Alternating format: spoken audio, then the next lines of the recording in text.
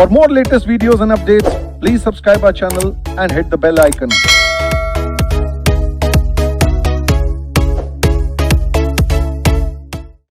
आइए, हम लोगों ने सेटिंग अप बिजनेस एंटिटी में फाइनेंशियल सर्विसेज के बारे में पढ़ना शुरू किया था। सबसे पहले हम लोगों ने बात की थी कि ये जो हमारा सब्जेक्ट है, जिसका पोर्शन हम पढ़ रहे हैं सेटिंग अप वाला, ये कहता है कि हमें अपना बिजनेस स्टार्ट करना है। किस तरह का बिजनेस करें, किस फॉर्म में बिजनेस करें, और इन बिजनेसेस को करने के लिए हमें किस किस तरह के रजिस्ट्रेशन की रिक्वायरमेंट रहेगी। पूरी कहानी इसी के अलोंग चलता है, यानी कि किस फॉर्म में बिजनेस करें, किस तरीके का बिजनेस करें, बिजनेस करते वक्त किस किस तरह के हमें लाइसेंस और रजिस्ट्रेशन चाहिए रहेंगे, बिजनेस करने के लिए हमें फंड कहां कहां से मिलेगा, और अगर हम इंडिया में बिजनेस कर रहे हैं और इंडिया से बाहर जाकर के धूम मचाना चाहते हैं तो कैसे धूम मचाएं। इंडिया के बाहर वाले अगर इंडिया में आकर के अपना ब्रांच ऑफिस वगैरह खोलना चाहते हैं तो कैसे ओपन करें। और उसके बाद अगर एक बार हमने तय कर लिया कि हमें इस फॉर्म में ये वाला बिजनेस करना है, लेकिन यूजुअली लगभग 100% केसेस में हम जो है वो गलत भी हो जाते हैं। और किस चीज में गलत हो जाते हैं, हमने पहले जो है वो चुनाव कर लिया, और क्या चुनाव किया कि हम जो है वो इस तरीके से चलेंगे, और बाद में जब थोड़ा आगे बढ़े तो पता चला कि हमारा वो तरीका सही नहीं था। ऐसा हमारे डिसीजन में भी हो सकता है कि हमने सोचा कि हम जो है वो प्राइवेट कंपनी बन करके करेंगे, या तो सर्कमस्टांसेस बदल गए, और या फिर कहिए कि हमें अब लग रहा है कि हमारे लिए जो है वो प्राइवेट कंपनी के फॉर्म में चलना पॉसिबल नहीं है, हमें ज्यादा पैसे वगैरह चाहिए, तो आप फॉर्म को क्या करना चाहते हैं, चेंज करना चाहते हैं, यानी कि कन्वर्जन जिसको कहते हैं। तो पहले एलएलपी के फॉर्म में करें, या private company, public company, section 8 company, किस फॉर्म में करें, पहले तो ये सेलेक्ट करना है। और ये एक बार सेलेक्ट करने के बाद क्या करना है, ये अगर एक बार हमने जो है वो सेलेक्ट कर लिया तो उसके बाद जो है वो हमें इसमें जो है वो ये देखना रहेगा कि किस तरीके से हमने अपने सिलेक्शन को क्या कर सकते हैं, चेंज कर सकते हैं, यानी कैसे कन्वर्ट करेंगे। यही पूरा का पूरा ज्यूरिडिक्शन है आपके किस चीज का, सेटिंग अप बिजनेस एंटिटीज का, जो हम लोग पहला पार्ट कर रहे हैं। और हमने अभी जो पढ़ना शुरू किया इसमें हमने बड़े सारे एस्पेक्ट पहले देख लिए कि कंपनी को कॉर्पोरेट फॉर्म में करें या नॉन कॉर्पोरेट, एलएलपी, जितने तरह के चीज से सब देख लिया। लेकिन अभी हम सिर्फ एक ही मुद्दा लेकर के चले, और वो है कि हमें किस तरह के बिजनेस में आना है, हमें फाइनेंशियल सर्विस प्रोवाइड करने वाला जो है वो बिजनेस शुरू करना है। और इस फाइनेंशियल सर्विस प्रोवाइड करने वाला जो बिजनेस हमें बनाना है, इसमें हमारे पास किस किस तरह के और कौन कौन से चॉइसेस क्या हैं अवेलेबल है, ये हम देख रहे थे। जिसमें हम लोगों ने जो है वो सबसे पहले यहां पे जो है वो देखा था कि हमारे पास ये सारे के सारे तरीके हैं जिस तरीके से हम क्या कर सकते हैं, शुरुआत कर सकते हैं। हम चाहे तो जो है वो एनबीएफसी बना सकते हैं, हम हाउसिंग फाइनेंस कंपनी बना सकते हैं, एआरसी बना सकते हैं। और यहाँ पे हमने एनबीएफसी के बारे में, हाउसिंग फाइनेंस कंपनीज के बारे में, एसेट रिकंस्ट्रक्शन कंपनी के बारे में, इन सब के बारे में हमने क्या किया था, देख लिया था, चीजों को पढ़ लिया था। फिर हमने यहाँ पे माइक्रो फाइनेंस इंस्टीट्यूशन देखा था, निधि कंपनी देखा था, पेमेंट बैंक देखा था। और जो चीज हमारा रिमेनिंग है वो क्या है, मुद्रा और चिट फंड, क्योंकि ये सब जो है वो हमें यहां नहीं। अगर आप देखेंगे कमर्शियल बैंक और इंश्योरेंस कंपनी, तो इसके बारे में थोड़ा सा मैं आपको पढ़ाऊंगा कि अगर ये बिजनेस हमें शुरू करना है तो किस तरह का लाइसेंस लेना रहेगा। ये है हमारा एक चैप्टर जहां हमने पढ़ा था, याद दिलाइए मुझे, हमने कहा था कि 2 चैप्टर एक जैसा होगा। एक को हमने कहा था कि जिसमें हम सिर्फ ये जान रहे हैं कि कौन कौन सा रजिस्ट्रेशन जो है वो हमारे लिए, कौन कौन सा एक्ट अप्लीकेबल रहेगा, और फिर हमने कहा था कि हम जानेंगे कि ये वाला कैसे लेंगे।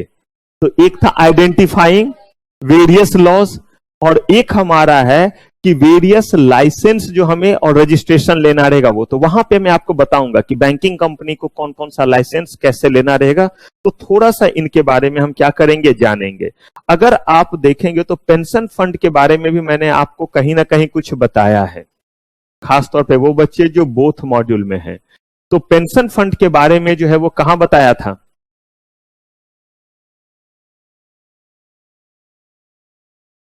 ये हमारा सेटिंग अप में, पेंशन फंड हमने पढ़ा था, लेकिन एक और जगह है जहां मैंने पेंशन फंड के बारे में बताया था। रुकिए जरा, रुकिए रुकिए रुकिए, कौन सा वो जगह था? किस चैप्टर को पढ़ते वक्त हमने पेंशन फंड के बारे में थोड़ी बात की थी और उसके उस पर्टिकुलर जगह पे मुझे पहुंचाइए। हिंट दे दूं, CMSL में पढ़ाया था।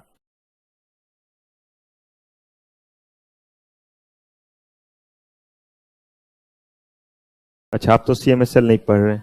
हाँ जी, प्रिया, नहीं प्रीति,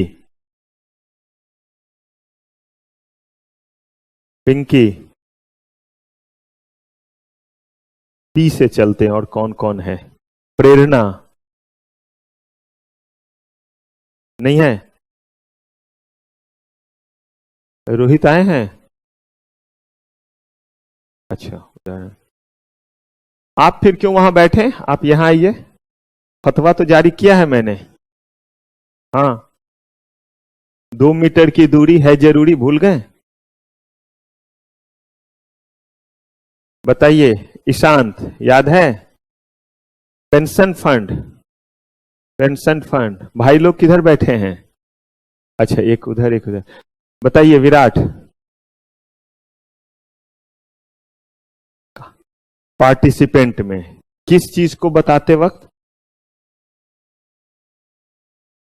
पार्टिसिपेंट में किस चीज को बताते वक्त?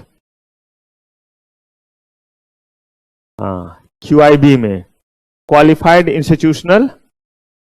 अच्छा, और उसमें जो है वो कहां पे क्या बोला था कि QIB में आते हैं पेंशन फंड? निकिता, वो जितना एग्जाम नजदीक आ रहा है उतना कम क्यों तैयारी चल रही? आप लोग क्या एग्जाम में ज्यादा लग गए थे इधर क्या? ग्रेजुएशन में एकदम अब जी जान से लड़ना है। और अगर जो है वो ठीक से आपका रिवीजन नहीं रहा तो फिर मैं थोड़ा ना दोबारा पढ़ाने थोड़ा ना आऊंगा। मैं तो आऊंगा डिस्टेम्पर करने, मतलब खूंखार बनाने के लिए। आप बोलेगा सर लाठी उठी सब तो भूल गए चलाना, आप खूंखार क्या खाक बनाओगे? ऐसा नहीं होना चाहिए, ऐसा सदमा नहीं देना है। QIB के हमने ढेर सारे लिस्ट पढ़े थे। उसी लिस्ट में क्या था? कौन सा पेंशन फंड QIB के लिस्ट में आता था? मनीष,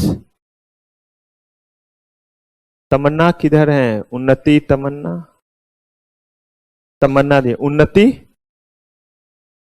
ओके, पहले ही पता होगा कि आज नहीं भी होगा तो आज तो खराब हो ही जाएगा। किन्हीं के पास है आंसर? QIB में हमने पढ़ा था कि वैसा पेंशन फंड जिसका कॉर्पस कितना है? सारे पेंशन फंड QIB नहीं कहलाते हैं, कितना तो उसमें प्रैक्टिस कराया था। अगर जो है वो कोई पेंशन, बहुत कंपनी के पेंशन फंड होंगे, नहीं होंगे? जिनके पेंशन फंड में 25 करोड़ से कम है वो सिर्फ और सिर्फ कहलाते हैं इंस्टीट्यूशन, इन्वेस्टमेंट इंस्टीट्यूशन। लेकिन जिनका कॉर्पस 25 करोड़ या उससे क्या हो जाएगा वो क्या कहलाएंगे? और वहां पे याद कीजिए हम लोगों ने जो है वो पढ़ा था ऑर्गेनाइज्ड और अनऑर्गेनाइज्ड करके एक्ट के अकॉर्डिंग चीजों को। तो यहां हम लोगों ने इन सारे चीजों को तो पढ़ा, अब हमें किसे पढ़ना है? मुद्रा बैंक और चिट फंड पे। तो चलिए, यहां तक का सफर पिछले एपिसोड में तय कर लिया था, यहां से हम आगे बढ़ते। जल्दी बताइए, यहां तक में कोई गिला शिकवा दुख दर्द? चलिए, तो अब हम पहुंचते हैं किस पे? मुद्रा पे। देखते हैं इसकी क्या मुद्रा है। नाम सुना है ये मुद्रा? बहुत ज्यादा चर्चा में आजकल रह रहा है। ठीक है, देखते हैं कि क्या इसका सेंस है। देखिए, सबसे पहली बात तो ये जान लीजिए कि गवर्नमेंट चाहती है कि अलग अलग लोगों तक अलग अलग तरीके से हम पहुंचे, अलग अलग लोगों तक अलग अलग तरीके से पहुंचे। इसका मतलब है कि कुछ ऐसे लोग हैं जिनकी रिक्वायरमेंट बहुत ज्यादा है और कुछ ऐसे लोग हैं जिनकी रिक्वायरमेंट बहुत कम है। कुछ ऐसे लोग हैं जिनके पास जो है वो ढेर सारा चीज है जिसके बेसिस पे वो क्या कर सकते हैं, जिसके बेसिस पे वो लोन वगैरह ले सकते हैं। लेकिन कुछ ऐसे भी लोग हैं जिनके पास कोई चीज ज्यादा नहीं है गिरवी वगैरह रखने के लिए। इन्हीं चीजों को देखते हुए उन्होंने तरह तरह के फाइनेंशियल सर्विसेज प्रोवाइड करने वाले कंपनी को और ऑर्गेनाइजेशन को क्या दिया? लाइसेंस दिया और स्कीम लेकर के आए। मुद्रा बैंक बेसिकली जो है ये उस तरह का बैंक नहीं है जैसे आप सुनते हैं state bank of India, Punjab national bank, ICICI bank, Kotak bank. उसी तरह का ये कोई बैंक नहीं है। तो पहला क्लैरिटी तो ये रखिए, ये नहीं कि बोलिएगा कि मुद्रा बैंक में अकाउंट ओपन करना, चलो मुद्रा बैंक ढूंढते हैं, तो कहीं आपको ऐसा कोई बैंक जो है वो नहीं दिखेगा। तो ये बेसिकली बैंक नहीं है, ये जो है एक स्कीम है, और इसका नाम क्या है वो देखिए, micro unit development and refinance agency bank. और यही जो है वो निकल के आया MUDRA, यही कहलाया मुद्रा। तो बेसिकली ये मुद्रा एक एक्रोनिम्स है, फुल फॉर्म से आपको पता चल जाएगा कि किनके लिए ये इंतजाम किया है। तो देखिए इंतजाम पता चल रहा है, माइक्रो यूनिट्स को डेवलप करना है, लेकिन उसके बाद एक और वर्ड क्या है, और रिफाइनेंस का मतलब मैंने बोला कि आप पैसे दीजिए और आपको पैसे मैं दूंगा। तो this activity is called what, refinance. आप एक बैंक है, आप एक इंस्टीट्यूशन है, आपने किसी को कर्ज दिया, और मैंने बोला कि चूंकि आपने किसी को कर्ज दिया इसलिए मैं आपको क्या कर रहा हूं, मैं आपको जो है वो रिफाइनेंस कर रहा हूं, मैं आपको जो है वो पैसे दे रहा हूं।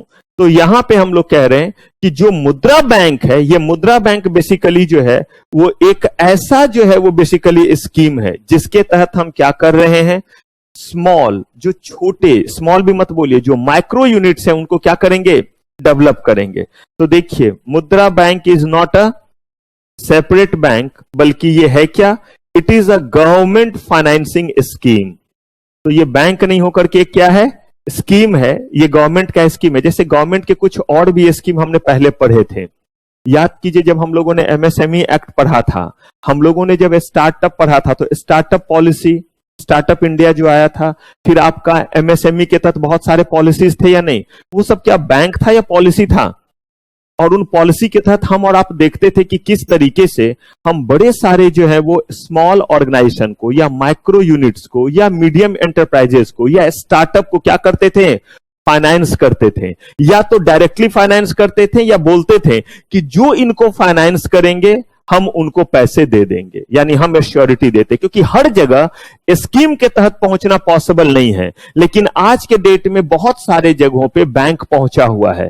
तो ये बेसिकली एक स्कीम लेकर के आते हैं जिससे कहते हैं कि हम स्मॉल यूनिट्स को क्या करेंगे, हम स्मॉल यूनिट्स को जो है वो पैसे देंगे, और खास करके उनको मदद करेंगे जिनकी मदद आसानी से कोई और नहीं करता है। जैसे बढ़ेंगे इसमें आगे, थोड़ा सा और आपको बताऊं ताकि ये थोड़ा इजी लगे। जैसे रोड पे कोई जो है वो रेड़ी डाल रहा है, या कोई बंदा जो है ठेला लेकर के कुछ बेच रहा है, या कोई बंदा देखिएगा कि ऐसे ही फुटपाथ पे कुछ बिछा करके बेचने लगा, या रोड किनारे छोटा सा दुकान जैसा खोला हुआ है, ठेला रखा हुआ है, इन लोगों को क्या बैंक भरोसा करेगी, इनको लोन देना चाहेगी? ना सिविल मजबूत है, ना कुछ अता पता, ना ठिकाना है। इन्हीं लोगों के लिए कहा गया स्कीम बनाएंगे, और उस स्कीम के तहत इन लोगों तक मदद पहुंचाएंगे। और मदद पहुंचाने के लिए बैंक और फाइनेंशियल इंस्टीट्यूशन को इस स्कीम के तहत बोला गया, आप पैसे दो, क्योंकि आप तक पहुंचना इनके लिए आसान है। हर जगह बैंक है नहीं है, बैंक तो हर जगह आपको दिख जाता है। हम तक पहुंचने के लिए हम ज्यादा से ज्यादा गवर्नमेंट क्या करेगी, एक दिल्ली में एक बना देगी, ऐसे ही बेंगलोर में बनाएगी, तो लोग पहुंच पाएंगे। लेकिन अगर हमें ऑल इंडिया बेसिस पे ऐसा करना है तो हमने बस किसको कह दिया, हमने बैंक्स और बाकी को कह दिया कि आप क्या करें, आप लोग यहां क्या करें, इनको मदद करें, आप पैसे दें और आपके चीजों को हम एश्योर करते हैं। यही तो इनका क्या बना, स्कीम बना, पॉलिसी बना।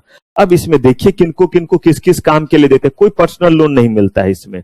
बिजनेस के अलावा किसी चीज के लिए आपकी मदद नहीं की जाएगी। रामदीन को, राम दुलारी को घुमाने के लिए लेके जाना है, पैसे नहीं मिलेंगे, पर्सनल लोन नहीं मिलता है। पर्सनल लोन क्या बैंक नहीं देते हैं? बिल्कुल देते, जाइए आप घूमने के लिए, जो करना है कीजिए। लेकिन मुद्रा बैंक से, मुद्रा स्कीम के तहत आपको सिर्फ और सिर्फ किसके लिए, एक्टिविटी के लिए मिलेगा, आपको बिजनेस के लिए मिलेगा। It provides loan eight which rate. अच्छा एक और चीज देखिए, ये किनको प्रोवाइड कर रहे हैं, स्मॉल बिजनेसेस को फाइनेंस कर रहे हैं, लो रेट पे दे रहे हैं टू माइक्रो फाइनेंस इंस्टीट्यूशन और किनको, नॉन बैंकिंग इंस्टीट्यूशन। इसी एक पेज में, एक डायग्राम, एक जो है वो पीपीटी में आपके इसके सारे बात आ जाएंगे। और देखिए क्या है, which then provide credit to MSME। Clear है? कहा कि उनको देंगे जो स्मॉल बिजनेसेस कर रहे हैं। किनके थ्रू देंगे? एनबीएफसी के जरिए, बैंक के जरिए, किसी और जरिए देंगे। और जिनको हम देंगे वो किनको देंगे? यही माइक्रो यूनिट्स को देंगे, एमएसएमई वगैरह को देंगे। कहा ठीक है। तो इन्होंने कहा कि इसमें जो हम अमाउंट देंगे वो कितने तक का देंगे? मैक्सिमम कितना होगा? इससे ज्यादा का जो है आपको मुद्रा स्कीम के तहत कोई लोन मिलने वाला नहीं है। अभी ये लिमिट है 1 यूनिट के लिए। अगर मान लीजिए कि मेरे पास 1 से ज्यादा यूनिट है तो पॉसिबल है कि मुझे अपने दोनों यूनिट के लिए मिल सकता है। लेकिन पर बिजनेस, यहां पे पर पर्सन नहीं दिया हुआ है, पर बिजनेस आपको जो है वो 10 लाख से ज्यादा का जो है वो लोन ग्रांट नहीं होगा। मुद्रा प्रोवाइड रीफाइनेंस। अब देखिए ये तो हो गया लेंड करना, सीधे दे दिया किनको? माइक्रो यूनिट्स को। कितने तक का लोन? कहा ठीक है। और दूसरा रीफाइनेंस किनको? Micro business under the scheme of what? प्रधानमंत्री मुद्रा योजना। और इसमें रीफाइनेंस क्यों कर रहे हैं? रीफाइनेंस इसलिए कर रहे हैं कि पहले पैसे मिले थे और पहले पैसे मिलने के बाद जो है वो उतने से काम नहीं हुआ, थोड़े से के लिए काम क्या हो गया है? रुक गया है। हमारा एस्टिमेशन गलत निकल गया। हमने सोचा था कि शायद 5 लाख में हमारा बिजनेस हो जाएगा। जब चीजों को कर लिया, इसी रूम को मान लीजिए ठीक करना था, सब कर लिया, सब कुछ तैयार है, बिल्कुल मैं क्लास लेने के लिए पहुंचा हुआ हूं, बस यही एक नहीं है, प्रोजेक्टर नहीं या प्रोजेक्टर का स्क्रीन नहीं। कहा गया कि इतने पैसे तो लग गए, लेकिन अगर प्रोजेक्टर नहीं रहेगा तो बताइए चाहे 10 लाख क्यों ना लग गया हो, क्लास शुरू हो पाएगा? एसी डीसी सब लग गया। ये भी जरूरी है। अब ऐसे केस में रीफाइनेंस कर रहे हैं कि 5 लाख दिया था, चलो 50,000 और दे दिया, 1 लाख क्या कर दिया? और दे दिया। तो ये क्या कहलाया आपका? Provide what? Refinance to micro business under this scheme. कौन सा योजना है? प्रधानमंत्री। इन्होंने लॉन्च ही किया। पहले ये मुद्रा हमारा स्कीम नहीं चलता था, ये योजना ही लॉन्च किया गया ताकि जो माइक्रो लेवल पे काम कर रहे हैं उनको भी क्या मिल सके? पैसे मिल सके और वो बिजनेस कर सके। It targets main stream young educated skilled worker. चलिए, it will provide it services to a small entrepreneur outside the service area of what? Regular bank. यानी रेगुलर बैंक जिनको मदद नहीं कर पा रहा है उनको हमने जो है वो टारगेट रखा। इसके तहत हमने जो है वो 3 जो है वो कैटेगरी में बांटा है। किनको? माइक्रो एंटरप्राइजेस को, छोटे छोटे जो है वो स्मॉल एंटरप्राइजेस को, जिसमें से एक का नाम क्या दिया? शिशु। जैसे बच्चे को बोलते हैं, जो छोटा बच्चा है क्या कहलाता है? शिशु। फिर उससे बड़ा हुआ तो बोलते हैं किशोरावस्था, शिशु अवस्था, किशोरावस्था, तब तरुण अवस्था। यानी कि पहले बालक शिशु, फिर क्या बना? किशोर, और सबसे बड़ा तरुण। तो शिशु का मतलब कितने तक का लोन चाहिए? तो बोला कि हम किस स्कीम के तहत दे रहे हैं? एक तो पहले बोला मुद्रा स्कीम के तहत, तो मुद्रा स्कीम के तहत क्या दिया? तो शिशु लोन दिया।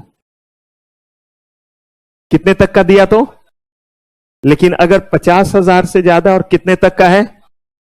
मुद्रा स्कीम ही है, क्योंकि मुद्रा के तहत कितने तक का लोन दे सकते हैं? एक आदमी को या पर यूनिट को? एक बिजनेस को। तो अगर हमने जो है वो 50,000 तक दिया तो हमने जो है वो शिशु लोन, और अगर 5 लाख तक दिया तो किशोर स्कीम का नाम हो गया, और अगर उससे ज्यादा और कहां तक तो क्या हुआ? तो ये हो गया तरुण। लेकिन सब मुद्रा के तहत ही दिया। 10 लाख से ज्यादा देंगे तो मुद्रा के लेवल से क्या हो गया? बाहर। हाँ, एमएसएमई वाले में आ सकता है, स्टार्टअप वगैरह में आ सकता है, लेकिन मुद्रा की स्कीम से क्या हो जाएगा? बाहर हो जाएगा। अब यहां एमसीक्यू बन सकता है, किससे?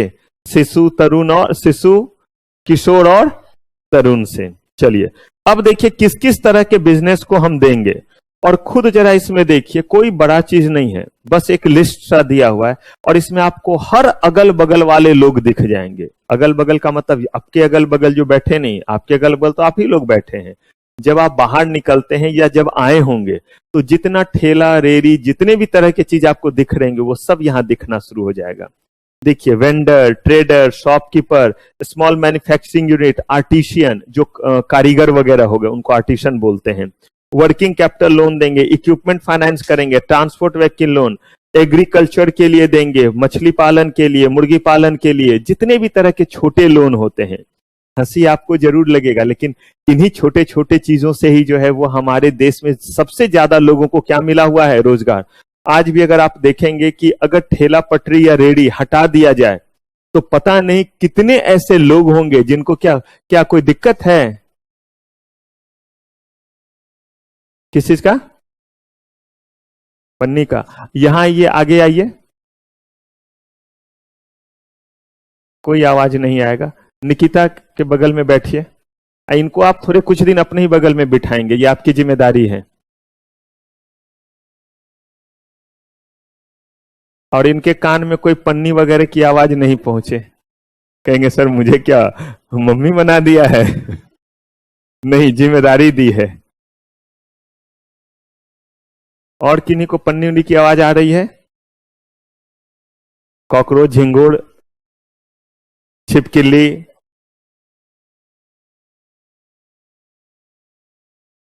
आपको भी कोई आवाज आ रही है विपुल? आपके कारण किसी और को भी अब आवाज, इधर से आगे से बच्चा, आगे से।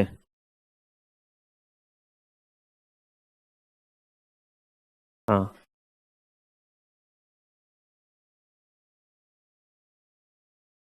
ब्रेक के बाद जगह नहीं बदलेंगे, जो जहां पे है जिनको एक बार सेट कर दिया वहीं पे बैठेंगे।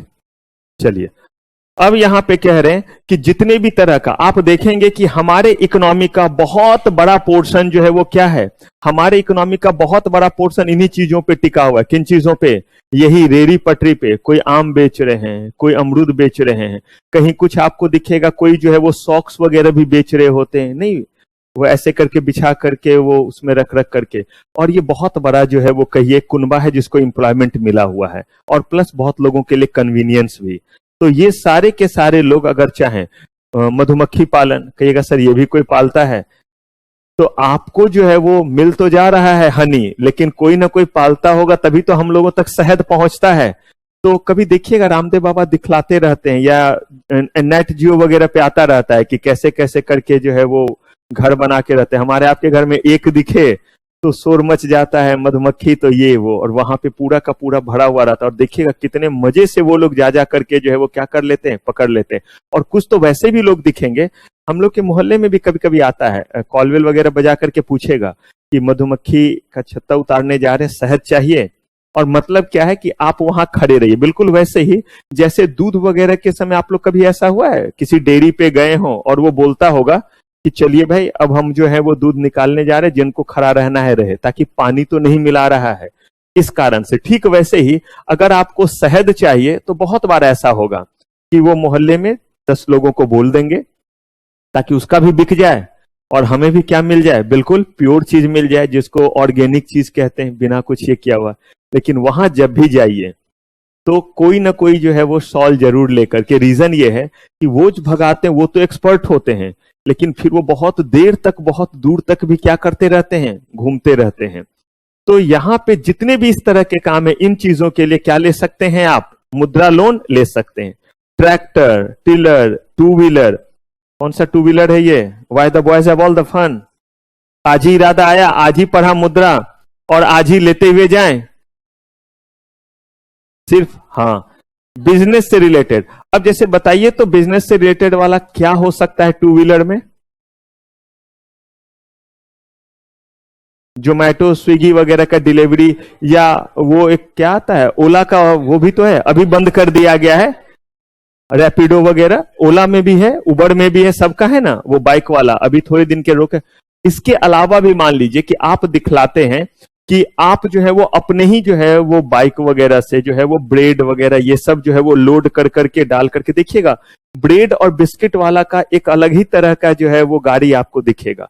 इतने सारे चीज उसके ऊपर लटके रहेंगे और एक पतला सा जो है वो बाइक या लूना या स्कूटी स्कूटी तो नहीं रहता है लेकिन उसी तरह का रहता है, लूना जैसा ही रहता है। अब लूना बोलते हैं कि नहीं पता, लेकिन हम पहले बोलते थे, तो वैसा ही हमने देखा है। और पूरा चारों बगल, और वैसे ही जो है वो अंडा वगैरह जो बेचेगा कैरेट वगैरह से, उसका भी वैसा ही। और दूध वाले का तो बजाता बाइक रहेगा, लेकिन उससे दूर रहिए, इतने मजबूत उसके जो है वो साइड वाले होते हैं, 8-10 जो है वो उस पर डाल करके चलेगा। जिसका कार टकराया समझ लीजिए वो जेसीबी से टकरा गया। साइड का पोर्शन बिल्कुल लोहे जैसा। तो इस चीज के लिए अगर लेते हैं तो ये क्या माना जाएगा? ये बाइक किस पर्पस में आ गया? फिर कमर्शियल जो है वो पर्पस में आ गया। इस लोन को लेने के लिए उम्र कितनी होनी चाहिए? हाँ जी खुशी, ले पाएंगे ये लोन? मिल जाएगा अब? मिल जाएगा अब? चलिए अच्छी बात है, कम से कम मुद्रा लोन तो मिलेगा।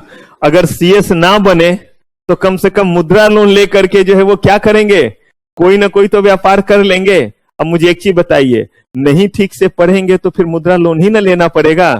तो अच्छा तो है पढ़ा दे रहा हूं, बन गए सीएस तो भी चौका, और नहीं बने तो इतने सारे तरीके देख लिए फंड रेज करने के कि कहीं ना कहीं से तो फंड क्या कर लेंगे। लेकिन वो भी ध्यान से पढ़िएगा तब ना, तो इसलिए वो पढ़ लीजिए। बन गए तो भी काम आएगा और नहीं बने तो भी काम आएगा। तो बन करके काम आ जाए तो ज्यादा अच्छा है। तो उम्र कितनी होनी चाहिए और काम कौन सा होना चाहिए? कमर्शियल नेचर का। उसके लिए आपका जो भी चीज है, मैंने बोला ना, ट्रैक्टर से लेकर के, थ्रेसर से लेकर के, कटाई मशीन से लेकर के, कोई भी छोटा चीज, पंपिंग सेट हो गया, कोई भी चीज, एग्रीकल्चर के लिए मुर्गी पालन ही करना है कर सकते हैं। अब ये मत बोलिएगा सर कबूतर पालेंगे तो खुद कबूतर कहलाएंगे। कबूतर पालना अभी तक जो है वो किसी जो है वो प्रोफेशन में नहीं है, कि क्योंकि वो अलाउड नहीं है कि कबूतर पालेंगे उसको बेच बेच करके पैसे कमाएंगे। हाँ, पोल्ट्री अलाउड है, चिकन। अभी तो सावन चल रहा है इसीलिए देखिएगा लोग इंतजार कर रहे हैं 30 तारीख का। 30 तारीख के बाद आपको जो है वो बाहर जो है वो जंग दिखने लगेगा। जिसको जहां दिखेगा वो वहीं पे क्या कर देंगे? हमला। क्योंकि इस बार सावन 2 महीने के लिए हो गया है। नहीं कुछ ऐसा, आप भी दुखी हैं इसका मतलब आप नॉन वेजिटेरियन हैं? पूरा नहीं है, एडिटेरियन।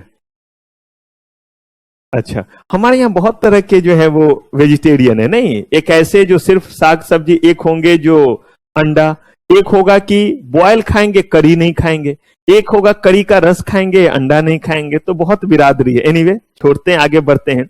दिस लोन इज फॉर किसके लिए? स्मॉल बिजनेस ओनर के लिए है।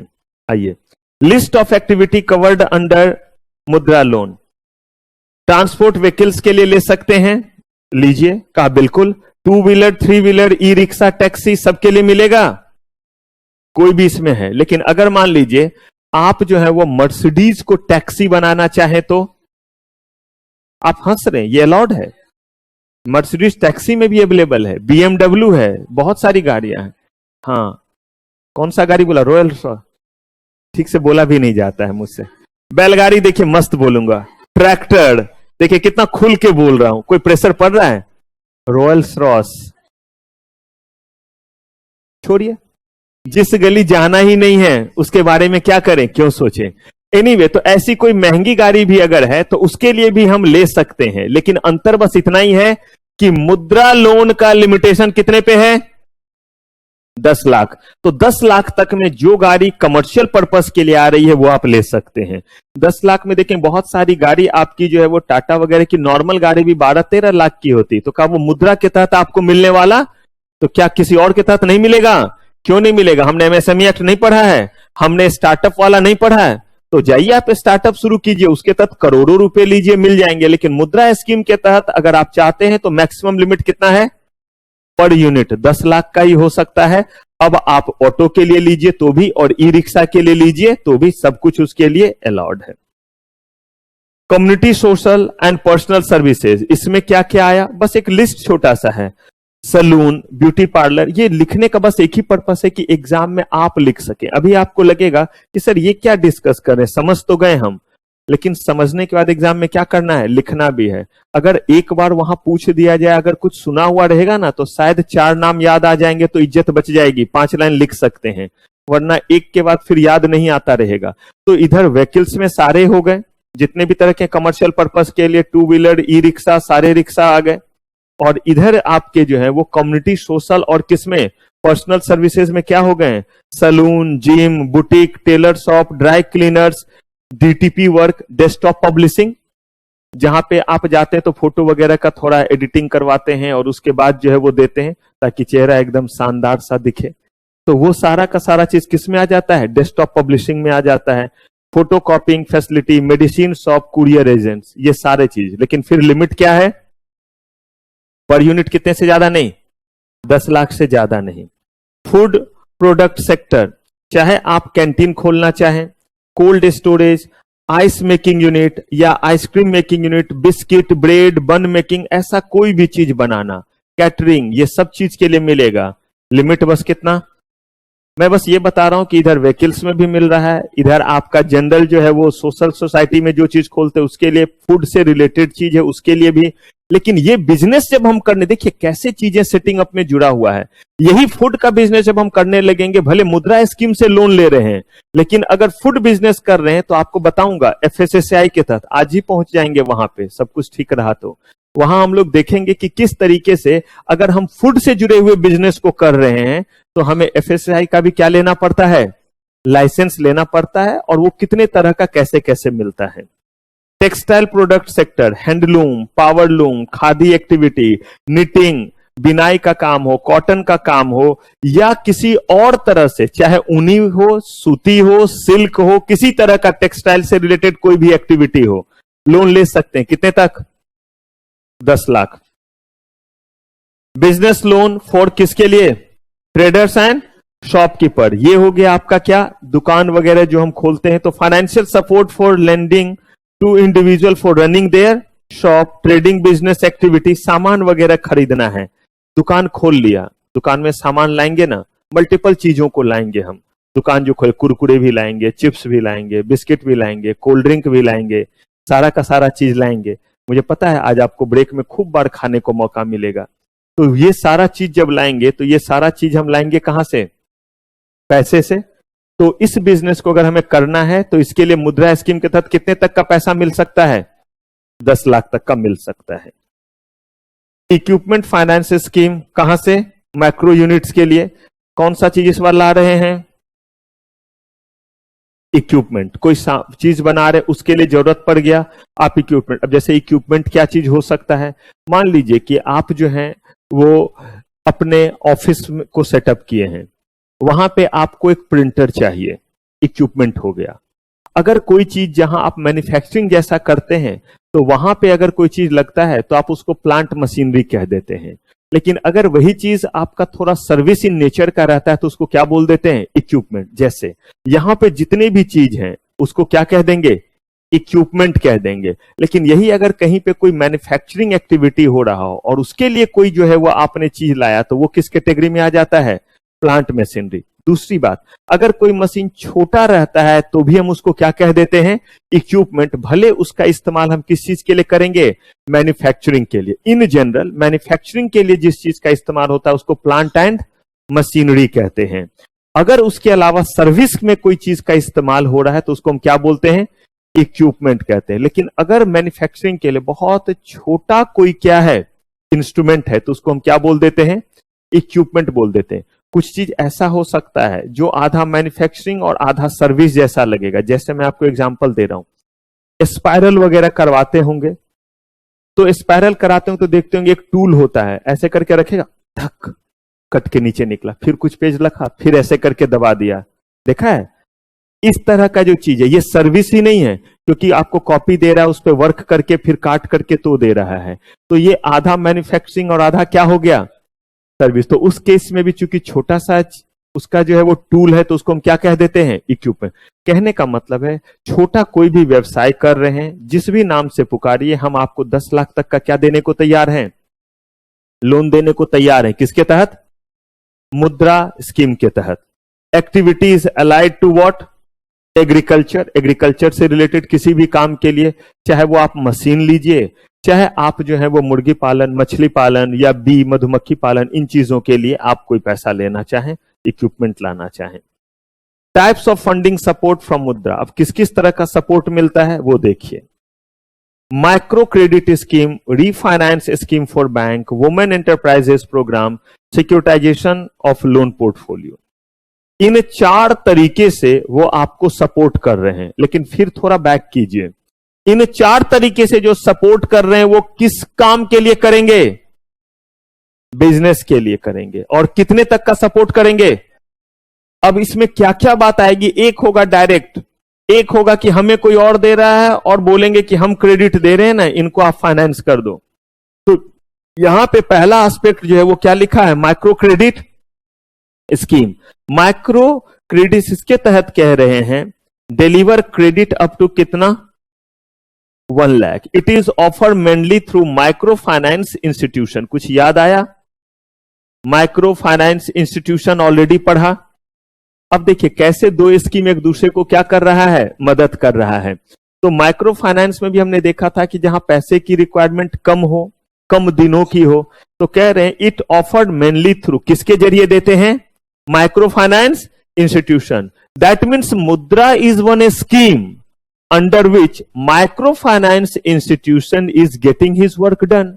माइक्रो फाइनेंस इंस्टीट्यूशंस को दूसरे लोगों को, छोटे कंपनी, छोटे जो है वो बिजनेस वाले को कम दिनों के लिए कम अमाउंट का जो है वो लोन क्या करना है, प्रोवाइड करना है।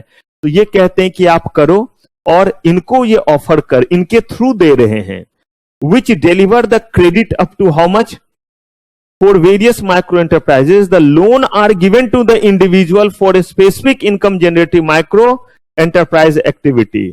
MFI को कह रहे हैं आप दो, और हम उसकी क्या लेते हैं, क्रेडिट लेते हैं। यानी किसके थ्रू दे रहे हैं, MFI के जरिए। मैंने आपको पहले बोला स्कीम है, किसके जरिए दे रहे हैं, बैंक के जरिए दे रहे हैं। किसके जरिए दे रहे हैं, NBFC के जरिए दे रहे हैं। ऐसे करके अलग अलग इंस्टीट्यूशन को इन्होंने बोला कि ये पैसे क्या करो, उन तक पहुंचाओ। लेकिन सबको बता दिया मुद्रा स्कीम के तहत दे रहे हो, ये बात याद रखना।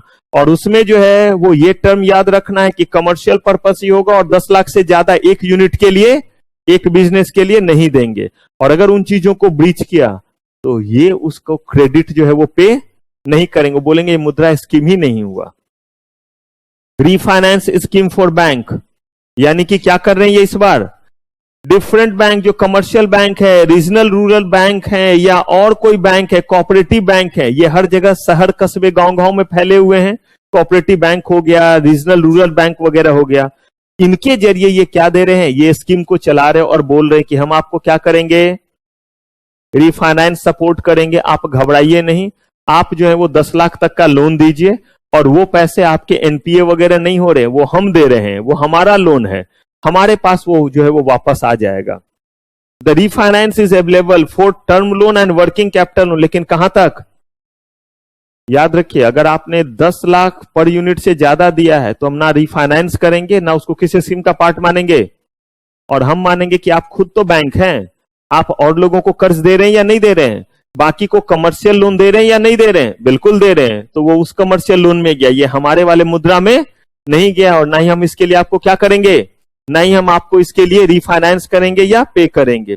The eligible bank who have enrolled with what mudra by complying to the requirement as notified can avail refinance। और इस refinance के तहत वो लोन किस किस को देंगे, शिशु, किशोर, और क्योंकि ये 50,000 तक देंगे, मुद्रा के तहत ही देंगे, 50,000 तक देंगे। बैंक ने दिया तो रिफाइनेंस कहां से होगा, मुद्रा पॉलिसी से होगा।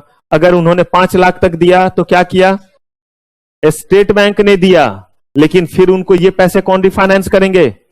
और ऐसे ही 10 लाख तक दिया तो कौन सा लोन रिफाइनेंस कौन करेंगे, मुद्रा स्कीम करेगा। मुझे एक चीज बताइए, उस बीच में अगर इन्होंने किसी और को जो है वो 4 लाख का कमर्शियल लोन दिया तो क्या वो भी जो है वो आपका किशोर कहलाएगा। जब तक आप उस स्कीम के तहत नहीं देंगे तब तक किशोर। आप अपने भी लोन दीजिए और हमारे स्कीम के तहत भी देखिए, हमारे स्कीम के तहत जो दीजिएगा वो हमारे रेट पे देना पड़ेगा, और वो आपके बैंक रेट से क्या है, कम है। उसमें जो लायबिलिटी वगैरह है, उसमें जो फॉर्मेलिटीज है, वो आप जो अपने बैंक के अकॉर्डिंग दे रहे हैं उससे क्या है, कम है। तभी तो रेडी पटरी वाले को भी लाख लाख रुपए, 50,000 रुपए ऐसे कर करके चाय के स्टॉल और ये सब के लिए लोन मिल जाता है। किस स्कीम के तहत, मुद्रा। और ये सबसे ज्यादा उन्हीं लोगों को मिला है, कोई चाय का दुकान छोटा सा लगाना चाह रहे हैं, चाट पकौड़े का दुकान लगाना चाह रहे हैं, ठेला खोलना चाह रहे हैं, इन सब के तहत दिया है। और इससे बहुत लोगों को रोजगार मिला है, वाकई इसका यूज हुआ। देखिए मुझे ये नहीं पता कि अब इसमें कौन सा फ्रॉड कितना हुआ होगा, वो तो कभी बड़ा लेवल पे होगा तो आएगा सामने, लेकिन फिलहाल तो ये हुआ कि बहुत सारे लोगों को क्या मिल गया, पैसे मिल गए। आप देखेंगे कि पता नहीं ऐसा आपके साथ है नहीं, हमारे मोहल्ले में जो हमें आलू प्याज देता है वो बीच बीच में कुछ कुछ पैसे लेता है, और वो सामान लाता है, फिर बेचता है, फिर वापस कर देता है। जरा सोचिए, ऐसे उसको मान लीजिए मैंने या किसी और ने दे दिया, लेकिन और भी बहुत सारे लोग हैं जो आम वगैरह खरीद के लाते हैं और उसके बाद बेचेंगे। पहली बार पैसा कहां से आएगा? ये सारा चीज इसी मुद्रा में आता है। और वो सब शिशु वाला पार्ट हो गया जिसमें 50,000 तक में उनका काम बड़े आराम से चल जाता है। 30,000 का भी वो माल अगर लेकर के आएगा तो उसके बाद उसकी गाड़ी चल पड़ती है, क्योंकि एक बार 30 का लाया, उससे जो प्रॉफिट होगा वो अपने पास खाने के लिए रखेगा, और वो 30,000 हमेशा क्या करेगा? वो उसका बिजनेस का हो गया, जिससे फिर से वो सामान लेकर के आएगा। और एक शानदार बिजनेस शुरू किया था, मेरे ही एक रिलेटिव थे, वो पढ़े लिखे थे लेकिन कुछ काम नहीं कर पाए, थोड़े साइंटिस्ट नेचर के निकल गए। तो जैसे तैसे जो है वो पापा ने जो है वो पैसे दे करके हम लोगों के कहने पे जो है उनका बिजनेस शुरू कर दिया। जैसे ही बिजनेस शुरू हुआ, मत पूछिए, पहले दिन अगर कुछ बिका, जितने भी पैसे का बिकता था वो उनको प्रॉफिट मानते थे। और वो जो है वो थोड़े ही दिन के बाद उनका मानसिक संतुलन खराब होने लगा। रीजन? अगर आज आपने एक किराना का दुकान खोला और अगर आपने सामान बेचा तो बड़े आराम से एक दिन में आप 5,000 का सामान तो बेच सकते हैं, नहीं बिकेगा? और उसमें भी जब वहां दुकान और कम हो। ये जब कैलकुलेशन करने लगे, 5 गुने 30, 1.5 लाख रुपया महीने का। अब उनका तो दिमाग इस दुनिया में है ही नहीं, लेकिन उनको ये तो समझना चाहिए कि 5,000 रुपए में 10% से ज्यादा का उनका मुनाफा नहीं है। 500 रुपया उनका मुनाफा हुआ, वो 500 गुना 30 करे और ये मान के चले कि इस तरीके से 15,000 रुपया महीने का कमाएंगे। और ये भी मान के चले कि उसमें बिजली का बिल भी भरना पड़ेगा, और दुकान अगर किराए का है तो किराए का क्या करना पड़ेगा? कोई कैलकुलेशन नहीं। ये जो 5,000 आया ये प्रॉफिट, और ऐसे करते हुए जब तक मूल अमाउंट था 3-4 लाख रुपए, हर महीने जो है वो सिर्फ और सिर्फ अपने ससुराल घूम रहे। रूरल एरिया में बड़ा क्रेज रहता है, लोग थोड़े से पैसे कमाएंगे ना तो ससुराल घूमने चले जाते हैं। मैं शादी में गया था, उसके बाद जो है वो फिर जो है वो ससुराल ही यहां पे है, यानी अब मिसेज ही है तो यहीं पे हो गया ससुराल, मौका नहीं। और हमारे रूरल एरिया में कोई बहाना चाहिए इन्हें, और एक बार जाएंगे तो 10-10 दिन, सोच के भी डर लगता है कि 10 दिन तक उनका काम कैसे बाकी चल रहा था। तो पता चल गया उनके पास कोई काम ही नहीं है, तो किसी काम को क्या फर्क पड़ना है। तो ऐसे ही अगर कहीं भी उनको आपने छोटा सा अमाउंट दे दिया 50,000, तो उनकी गाड़ी चल जाएगी, वो सामान लाएंगे और फिर उससे चीजों को चलाएंगे। तो ये है टाइप्स ऑफ फंड में कौन सा? रीफाइनेंस स्कीम के तहत क्या होगा? बैंक, एनबीएफसी या कोई और इंस्टीट्यूशन किनको कर्ज देगी? मुद्रा के इस तहत देगी। जो लोग को देगी वो किस तरह का लोन देगी? कमर्शियल पर्पस के लिए। वही 3 लोन इन्होंने कैटेगरी बांट दिया है, शिशु, किशोर, तरुण। जो भी रहेगा, रीफाइनेंस का मतलब है वो पैसा इनको कहां से मिल जाएगा? मुद्रा स्कीम से। गवर्नमेंट अगर डायरेक्ट कोई तरीका है देना चाहे तो दे सकती है, लेकिन गवर्नमेंट क्या दे? गवर्नमेंट का तो यही मतलब हो गया किसी न किसी जरिए से ही तो देगी। रूरल बैंक में ब्रांच खोल दी कि जाइए वहां पे मुद्रा स्कीम के तहत क्या मिल रहा है? लोन मिल रहा है। और वहां पे बड़ा बड़ा बैनर भी लगा देते रूरल एरिया में। अगर मान लीजिए कि इस समय गेहूं की कटाई हुई है तो लिख देते हैं कि थ्रेशर के लिए या इस चीज के जो उस समय सबसे ज्यादा जरूरत रहता है, इन चीजों के लिए आप मुद्रा स्कीम के तहत अपने बैंक में जाकर के ग्रामीण बैंक से लोन ले सकते हैं। वुमेन एंटरप्राइज प्रोग्राम, इनके तहत इन्होंने जो है वो वुमेन एंटरप्रेन्योरशिप को बढ़ावा देने के लिए क्या किया? कहा कि इस स्कीम के तहत सिर्फ और सिर्फ वुमेन को प्रोवाइड करेंगे। इसका मतलब ये नहीं है कि मुद्रा स्कीम से सिर्फ किसको मिलेगा? वुमेन को मिलेगा। लेकिन इनके लिए इन्होंने क्या किया है? ये बैंक को कहते हैं कि आप इनको जो लोन देंगे उस लोन पे जो है वो आप इनको जो है वो कम इंटरेस्ट लेंगे। ये बोलते हैं कम क्या, हमें मुफ्त में बोलो तो हम क्या करें? मुफ्त में दे दे, क्योंकि ये किस स्कीम के तहत है? इन्होंने बोला नहीं, बढ़ावा देना है, लूटने नहीं बुलाया है। यानी वुमेन एंटरप्रेन्योरशिप डेवलप करना है, लुटेरा नहीं बनाना है। तो ऐसे में बोला कि कितना तक? ये जो है 25, इसको बोलते बेसिस पॉइंट्स। और 25 बेसिस पॉइंट का मतलब होता है 100 बेसिस पॉइंट इक्वल टू 1%। अगर कभी और भी कहीं आए, ये सब आपके टैक्स में ये वर्ड कहीं कहीं आएगा, तो 100 बेसिस पॉइंट कहीं पे भी आए कोई फर्क नहीं पड़ता है, 100 बेसिस पॉइंट को क्या बोलते हैं, 1% बोलते हैं। तो कहीं पे अगर लिखा हुआ है कि आरबीआई ने 50 बेसिस पॉइंट कम कर दिया है रेपो रेट, तो घबरा मत जाइएगा कि 50% नहीं हुआ, ये कितना परसेंट हुआ, 0.5%। तो इसीलिए ये बेसिस पॉइंट दिया है। तो इनको बोला गया कि इनको जो लोन बाकियों को दे रहे हैं, अगर कोई बागर बिल ले गए हैं तो उनको अगर 6% पे दे रहे हैं, तो वुमेन एंटरप्रेन्योर को कितने पे दे रहे हैं, 5.75% पे दे रहे हैं। तो देख लीजिए खुशी, ध्यान से समझ लीजिए। इससे जो है वो अगर आप जाइएगा तो ये वाला भी चीज बोलिएगा, कौन सा, वुमेन एंटरप्रेन्योर में हम हैं, हमें लोन किस पे चाहिए और कम पे। तो या तो अच्छे से पढ़ लेंगे, और नहीं तो जितने भी जो है वो वुमेन एंटरप्रेन्योर हैं वो जाएंगे और क्या बनेंगे, मुद्रा के तहत लोन लेंगे।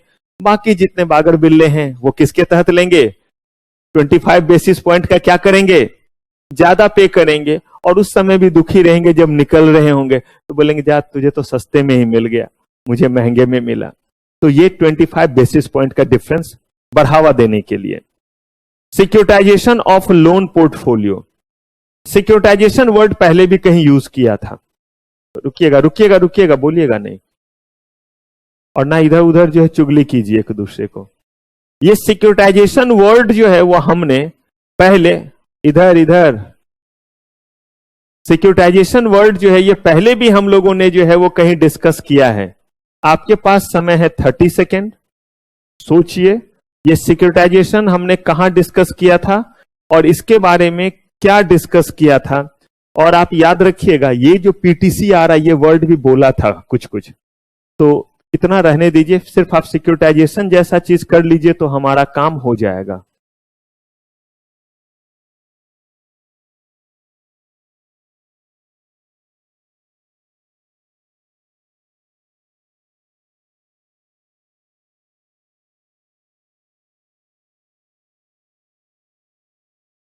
अब देखिए सिक्योरिटाइजेशन मैंने ये जिक्र किया था आपके साथ कि सिक्योरिटाइजेशन बेसिकली हुआ क्या। बैंक और फाइनेंशियल इंस्टीट्यूशन ने जो है वो कर्ज दिया, और बैंक और फाइनेंशियल इंस्टीट्यूशन जब कर्ज दे रहे हैं तो हो क्या रहा है, बैंक और फाइनेंशियल इंस्टीट्यूशन जब कर्ज देते हैं तो उन्होंने जो है वो कहा कि आप ये एसेट जो है वो गिरवी रखिए, रख दिया गिरवी, अब जो है वो नॉन परफॉर्मिंग एसेट होने जा रहा है। तो ऐसे केस में वो जो है वो अभी बेचते नहीं है क्योंकि अभी प्रोसेस चलेगा। तो एआरसी को बुलाते हैं या और किसी एक्सपर्ट को बुलाते हैं, एसेट रिकंस्ट्रक्शन कंपनी को, और उनको कहते हैं कोई तरीका है जिससे ये बेचे बिना हमारे पास पैसे क्या हो जाए, रिकवर हो जाए, क्योंकि बेच देंगे तो फिर मामला कोर्ट में जाएगा, कहां जाएगा, फिर ला करके देना होगा। तो इन्होंने कहा कि हाँ हम इसी एसेट पे दूसरे लोगों के बीच में अलग अलग तरह का इंस्ट्रूमेंट इशू कर देते, जैसे डिवेंचर। लोगों को बोलेंगे कि भाई हम 1 करोड़ रुपए का जो है वो डिवेंचर इशू कर रहे हैं, और उसके लिए ये चीज जो है वो अंडरलाइंग एसेट हो गया। और इसके लिए किया क्या, सिंपल सा फिलॉसफी लिया और उसको बोलते पास थ्रू सर्टिफिकेट। यानी कि एक सर्टिफिकेट जो हमारे पास आया था जिसके तहत हमने मॉर्गेज किया था प्रॉपर्टी उस बंदे का जिन्होंने हमसे कर्ज लिया था, वो सर्टिफिकेट हमारे पास, उसी सर्टिफिकेट को फर्दर पास ऑन किया और दूसरे को बोला कि ये प्रॉपर्टी है, इस प्रॉपर्टी पे आप मुझे कर्ज दीजिए, अगर आपका लोन मैं नहीं दे पाऊंगा, आपके पैसे मैं चुकता नहीं कर पाऊंगा, आपका इंटरेस्ट मैं नहीं दे पाऊंगा, तो आप इस प्रॉपर्टी को ले लीजिएगा।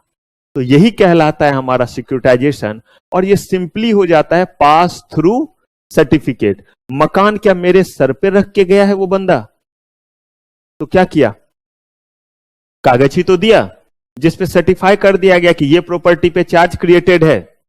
फर्दर बैंक के पास आ गया, बैंक ने आगे के पर्सन को बोला कि आप जो मुझे 1 करोड़ दे रहे हो या मैं जो 1 करोड़ का डिवेंचर इशू कर रहा हूं उसके लिए ये प्रॉपर्टी क्या है, चार्ज में है, और ये प्रॉपर्टी जो चार्ज में रहेगा वो इस प्रॉपर्टी का ये रहा कागज। तो फर्दर फिर वो सर्टिफिकेट क्या हो गया, पास हो गया, और उस पर फिर वो चीज मेंशन कर दिया जाएगा कि अगर लोन या डिवेंचर रिडीम नहीं हुआ समय पे या इंटरेस्ट पे नहीं हुआ समय पे, तो वैसे केस में इस एसेट को क्या कर दिया जाएगा, सेल आउट किया जाएगा।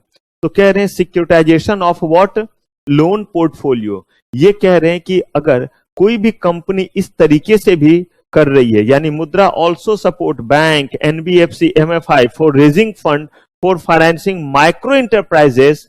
किस तरीके से? By participating in securitisation of loan asset against किसके? जो आपके जो है वो माइक्रो एंटरप्राइजेस थे, उनके अगर कोई एसेट वगैरह क्या पड़े हुए थे, गिरवी पड़े हुए थे, उन्होंने बैंक से लिया था, बैंक से अगर लोन लिया था तो बैंक क्या करेगी? उस चीज को या तो बेचेगी या उसको सिक्योरिटाइज करेगी। जब वो सिक्योरिटाइज करेगी तो सिक्योरिटाइज का मतलब कोई ना कोई उनको पैसा देगा। तो वो पैसा कहां से आ रहा है? इस बार वो पैसा कहां से आ रहा है? मुद्रा से। तभी बोल रहे हैं सिक्योरिटाइजेशन ऑफ लोन पोर्टफोलियो। फिर से कह रहा हूं, ध्यान से सुनिए। माइक्रो यूनिट ने कर्ज लिया, मुद्रा के तहत नहीं लिया, बैंक भी तो देती है, और 5 लाख रुपए का जो उस प्रॉपर्टी पे जो है वो कर्ज क्रिएट हुआ। उन्होंने एसेट दिया अपना, तभी बैंक ने दिया। अब वो पैसा नहीं चुकता कर पा रहे हैं, तो ऐसे केस में बैंक उनके प्रॉपर्टी को बेच नहीं रही है, बल्कि उस पर फर्दर सिक्योरिटी क्रिएट कर रही है। अब जब सिक्योरिटी क्रिएट करेगी तो उन्होंने बोला कि हम एक खास इंस्ट्रूमेंट इशू कर रहे हैं, लगाओ पैसे इसमें। तो मुद्रा स्कीम के तहत जो पैसा है, वो पैसे से जो है वो कौन से जो है वो इंस्ट्रूमेंट लिए जाएंगे? वही इंस्ट्रूमेंट लिए जाएंगे जो उन माइक्रो एंटरप्राइजेस के जो एसेट्स पड़े हुए थे बैंक के पास। किस लिए? क्योंकि उन्होंने बैंक से लोन लिया था, तो वो एसेट जो पड़े हुए थे, उस एसेट पे बैंक फर्दर अगर कोई इंस्ट्रूमेंट बनाती है तो उस इंस्ट्रूमेंट में इन्वेस्टमेंट कौन कर रहे हैं?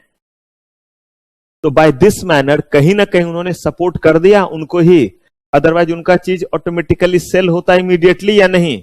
और इस तरह से सपोर्ट कर दिए जाने से उनके पास, माइक्रो यूनिट के पास समय मिल गया या नहीं। अगर मान लीजिए कि मैंने बैंक से लोन लिया और मेरा मान लीजिए 10 लाख का कोई प्रॉपर्टी जो है वो बैंक के पास है, मैंने लोन नहीं चुका पाया, समय पे नहीं दे पाया इंटरेस्ट, तो मेरा तो प्रॉपर्टी बेच देगी, क्योंकि ये तो मैंने लिख के दिया ही हुआ है, कोर्ट भी नहीं रोक सकती है। अब यहां पे मैंने बोला और टाइम दो, बोलते इससे ज्यादा टाइम नहीं देंगे। लेकिन अगर यहां पे एक स्कीम चल जाए जिसके तहत मेरे प्रॉपर्टी को वो बेचेंगे नहीं, बल्कि मेरे प्रॉपर्टी पे एक खास तरह का जो है वो क्या कर दे रहे हैं, सिक्योरिटी इशू कर दे रहे हैं, इंस्ट्रूमेंट इशू कर दे रहे हैं, और उसमें पैसा लगाने के लिए भी तो हर लोग नहीं आएंगे जल्दी से। तो कौन आ रहे हैं? मुद्रा स्कीम के तहत वहां पे पैसे लग रहा है। अब इस स्कीम के तहत 2 साल का समय मिल गया मुझे, अब मैं धीरे धीरे पैसा इधर चुका दूंगा, मेरा प्रॉपर्टी भी नहीं बिकेगा, बैंक के पास भी पैसे आ गए। क्लियर है चीज? आइए, ये क्या हो गया हमारा? Securitisation of loan portfolio.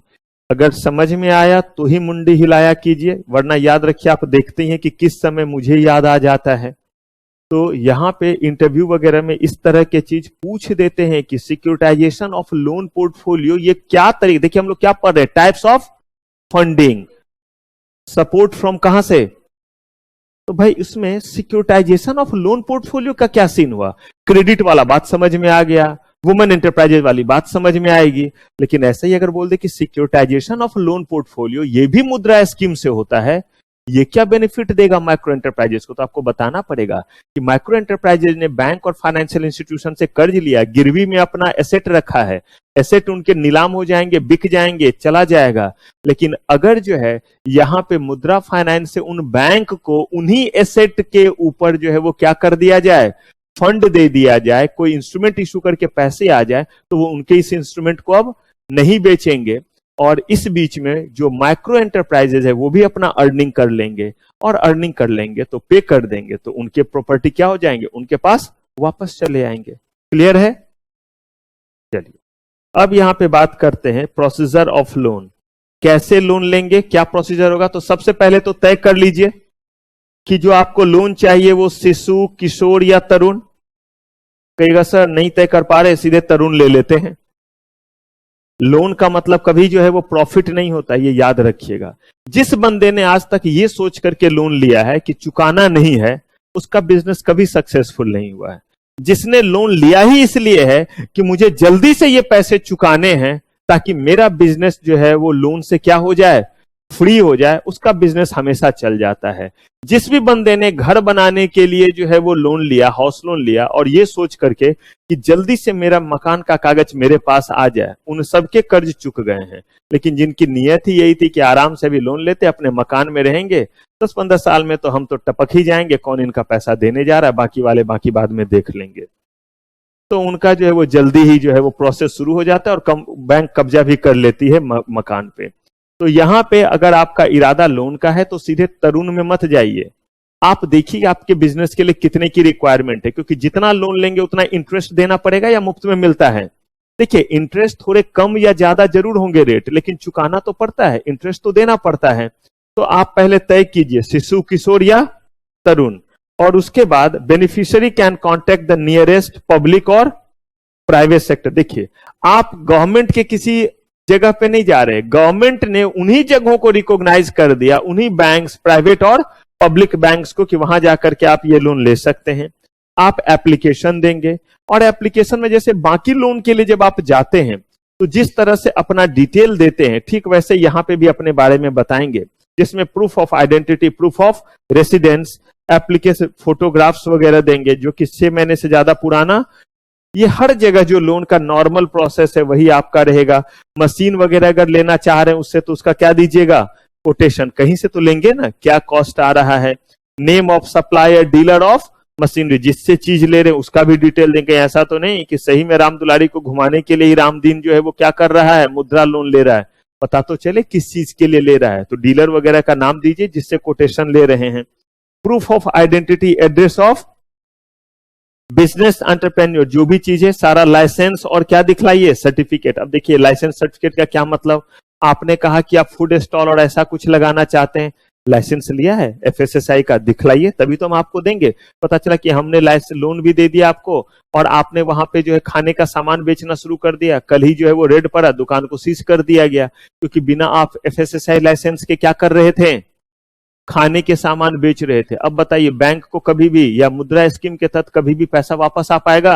अरे भैया जब वो दुकान, वो ठेला, वो रेडी कुछ रहा ही नहीं, तो ऐसे केस में जो है वो कभी भी जो है वो पैसे जो है वो लौटाने की स्थिति में ये होंगे नहीं होंगे। तो इसीलिए जो भी लाइसेंस वगैरह है वो आप इनको दिखलाइए।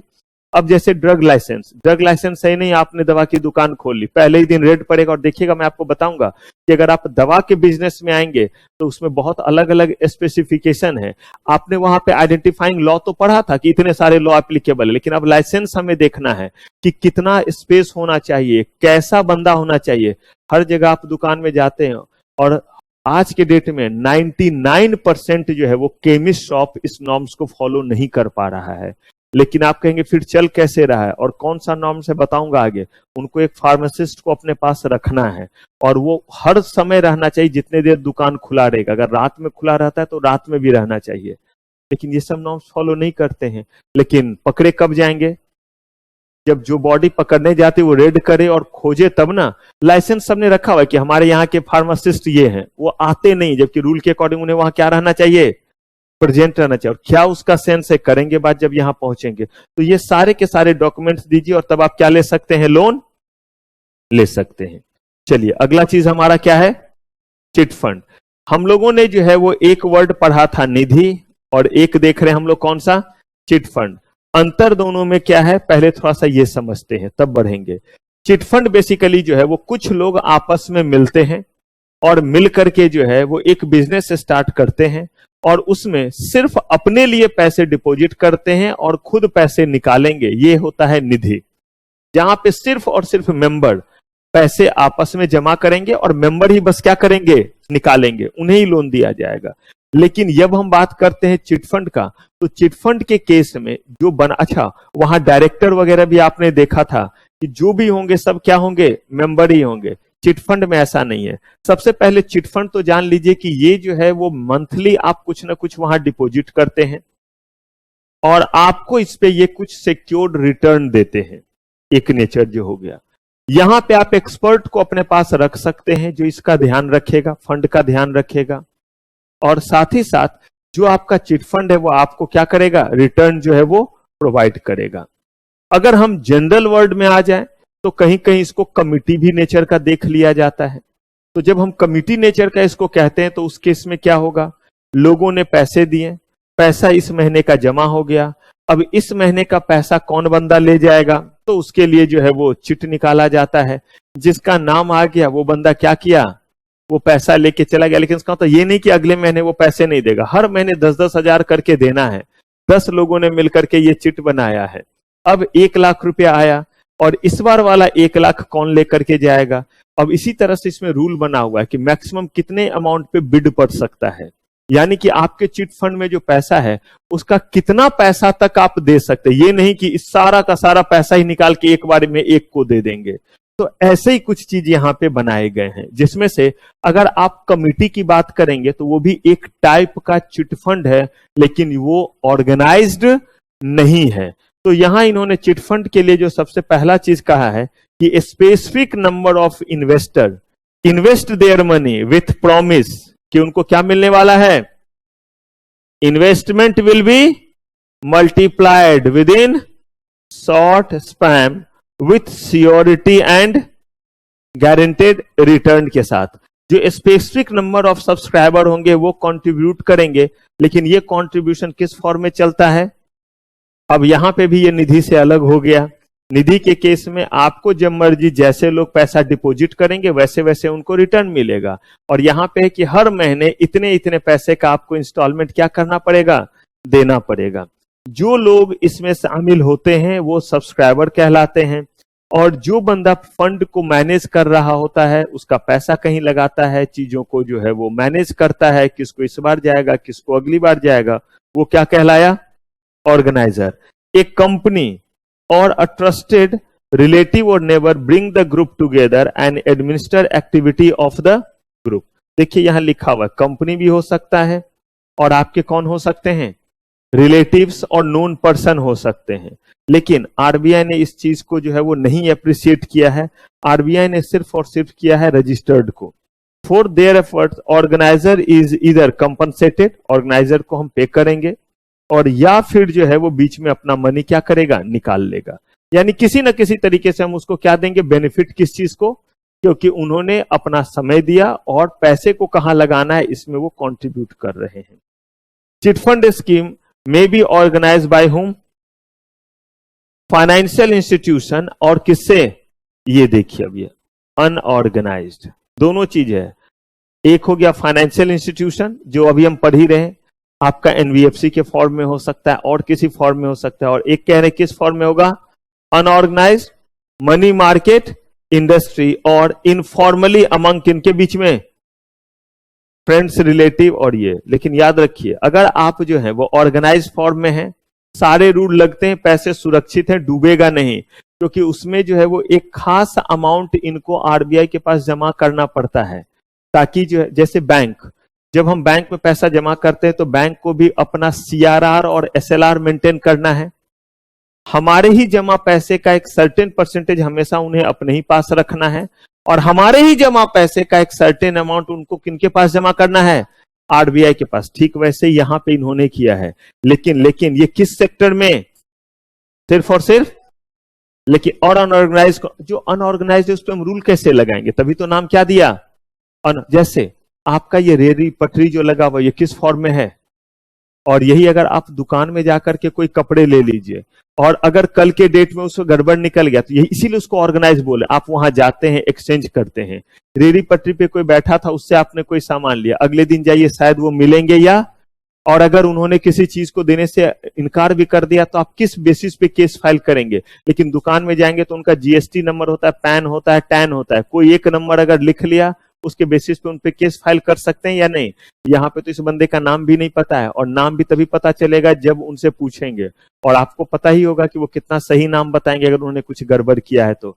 और यहाँ तो कम से कम दुकान है तो वहां पे हर जगह रूल है, देखिएगा आज ही पढ़ाऊंगा, आप देखिएगा कंपलसरी है कि अपना जीएसटी नंबर वगैरह उन्हें लिखना पड़ता है, नाम लिखना पड़ता है।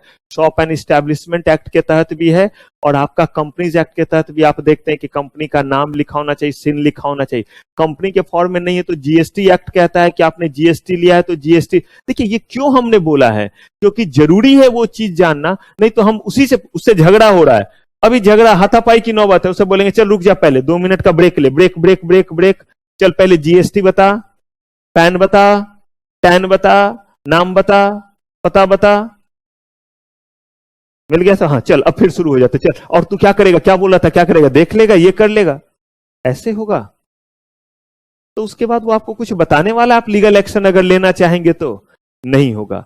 इसीलिए बोला गया यहां पे कि क्या करना पड़ेगा आपको। अगर आप ऑर्गेनाइज्ड में हैं सब कुछ पता चलेगा, अनऑर्गेनाइज्ड में है तो नहीं। देखिएगा आगे कैसे डिस्करेज किया है आरबीआई ने। Mostly popular in the area where people having limited access to what, banking facility कम है, तभी तो वो आपस वाले फैसिलिटी से चल रहे हैं कि हम सब लोग थोड़ा थोड़ा पैसा जमा कर रहे हैं। नहीं, अगर बैंकिंग फैसिलिटी रहेगा तो क्या करेंगे, अरे बैंक में रेकरिंग अकाउंट ओपन कर लेंगे और वहां पे पैसे हर महीने क्या करते रहेंगे, थोड़े थोड़े करके जमा करते रहेंगे।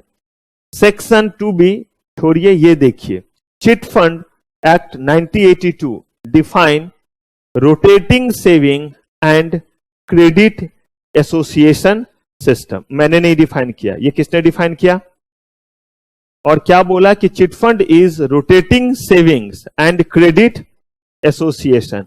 रोटेटिंग सेविंग, सेविंग को क्या कर रहा है, रोटेट कर रहा है, आपने जमा किया, सामने वाले ने जनरेट किया। And credit association system, credit इसीलिए क्योंकि आपने 10,000 दिए हैं और आप 1 लाख रुपए तक का लोन ले सकते हैं, कर्ज ले, जो भी होगा, 1 लाख नहीं, आप 40,000 तक का ले सकते हैं।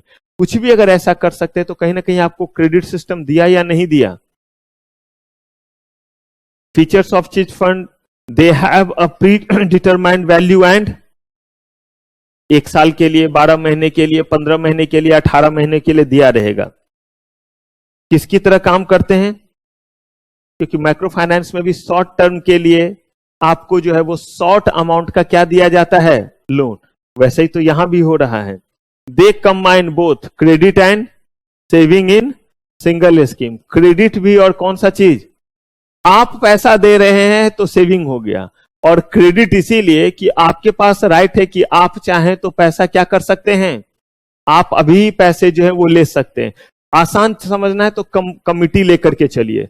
कमिटी में जो है वो आपको 10-10 हजार करके देना है, मान लीजिए 10 महीने तक देना है, एज्यूम कर रहे हैं। कितने महीने तक देना है, 10 महीने तक देना है। तो लाख रुपए आप जमा करेंगे और इसी महीने शायद आपको जो है वो ऐसा मौका मिल जाए। अब डिपेंड करता है किस तरह का कमिटी है। नॉर्मल कमिटी हो गया तो उस केस में पूरा लाख रुपए आप इस महीने का आप ही रख सकते हैं, और नहीं अगर ऑर्गेनाइज है तो 40% से ज्यादा नहीं ले सकते हैं। रूल होता है कि ऑर्गेनाइज का मतलब फिर नियम के साथ ना, कि अगर बाद में उसने पैसे नहीं दिए तो बहुत सारी बात हो सकती है, क्योंकि अभी तो उसे अगले 10 महीने तक देगा तब ना उसे 1 लाख मिलेगा। जैसे हम 10 लोग हैं मान लीजिए, और हम सारे के सारे लोग जो है वो आए और कहा कि पैसे रखो, और ये हर महीने कोई ना कोई पैसे क्या कर सकता है, ले सकता है।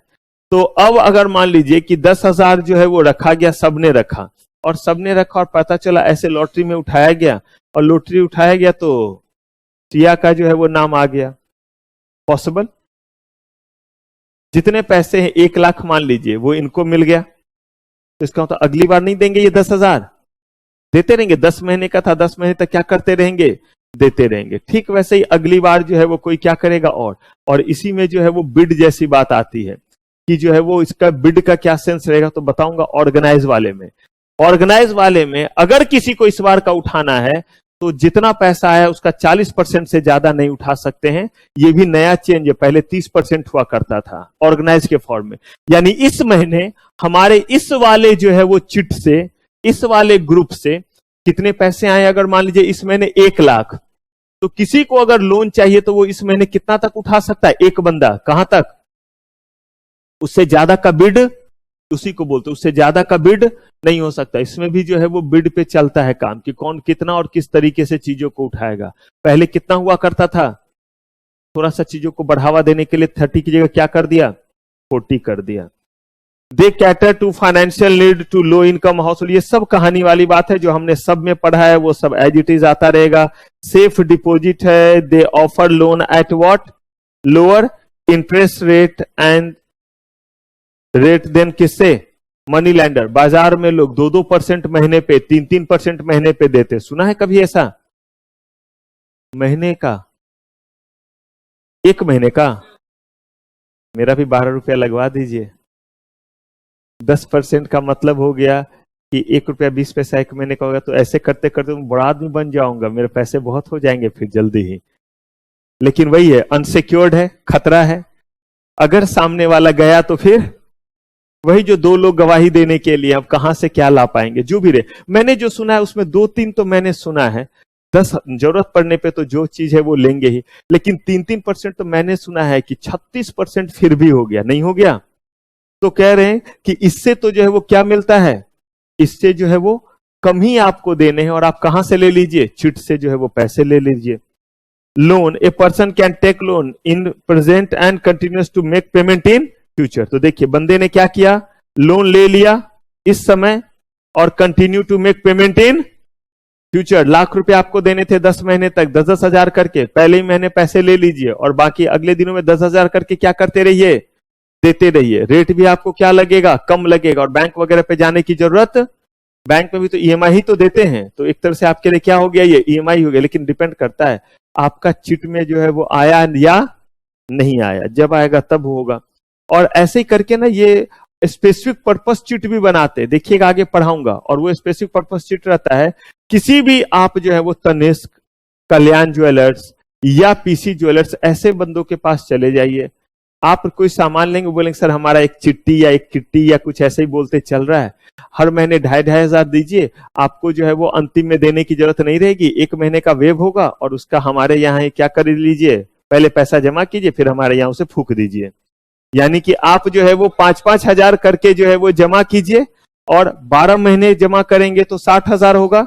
आपको 12 महीने नहीं जमा करना है, आपको 11 महीने जमा करना है, और आप सोना कितने का खरीद सकते हैं, 60,000 का खरीद सकते हैं। करा लिया ना, जमा कराया और फुकवा लिया।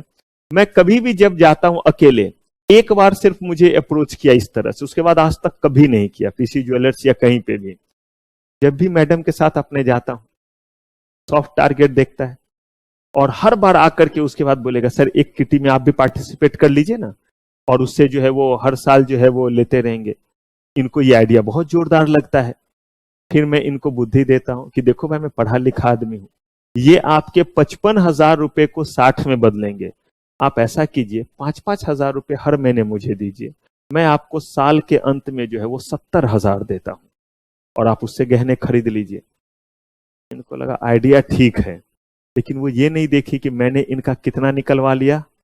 5-5 करके जो इन्होंने रखे हुए हैं, वो हर महीने इनसे क्या किए जा रहा हूं, नहीं देखेंगे, ये सब क्लास नहीं चलेगा। और वो 5-5 हजार निकलता जा रहा है, और उसका एक बार मैंने कितना दे दिया, तो कहते हैं ना घी गिरा तो कहां गिरा, दाल में ही गिरा। तो पहले हर महीने मेरे पास आए और फिर मैंने दिया। और अच्छी बात क्या हुआ, मेरे नॉलेज में ये आ गया है कि इनके पास 70 तो हैं। तो इसीलिए अगर कभी बोलते कि पैसा बिल्कुल खत्म हो रहा है, निकाल के ले आना है, मैं इग्नोर करता रहता हूं। क्यों? क्योंकि मुझे पता है कि अभी इमरजेंसी फंड में पैसा है या नहीं है, तो रखा हुआ है। ये मैंने किसी और से नहीं, पापा से सीखा है। पापा ऐसे ही करते थे, उन्हें जैसे ही पता चल जाता था कि मम्मा के पास, और मेरी मम्मा आज तक कभी भी अगर जो है वो पापा ने पूछा कि थोड़े पैसे जो है वो दीजिए, आपको सैलरी आएगी तो दे देंगे, कसम खिला लीजिए, कसम खाने के लिए भी मेरे पास पैसे नहीं है। मैं ये नहीं समझ पाया कि कसम खाने के लिए पैसे कब से चाहिए लगे, क्या भगवान जी को देने पड़ते हैं कि भगवान जी ये लीजिए अब मैं कसम खाने जा रही हूं। लेकिन ये लैंग्वेज मम्मा का नहीं समझ में आया, और पापा का ये समझ में नहीं आया कि गधा इतना बड़ा हो गया है, पता नहीं अकल कब आएगा। गधा कितना बड़ा होता है, ऊंट बोलो, ऊंट इतना लंबा हो गया है, घोड़ा जैसा हो गया है, थोड़ा सा तो इज्जत मिले। ये गधा खुद टिंगने सा होता है, और उसी में जो लोग बोलते हैं कि गधा इतना बड़ा हो गया है। आप लोग को ये सब नहीं सुनने को मिला होगा। अच्छा चलिए, insurance allow the depositor to enjoy the lump sum sum in case of what.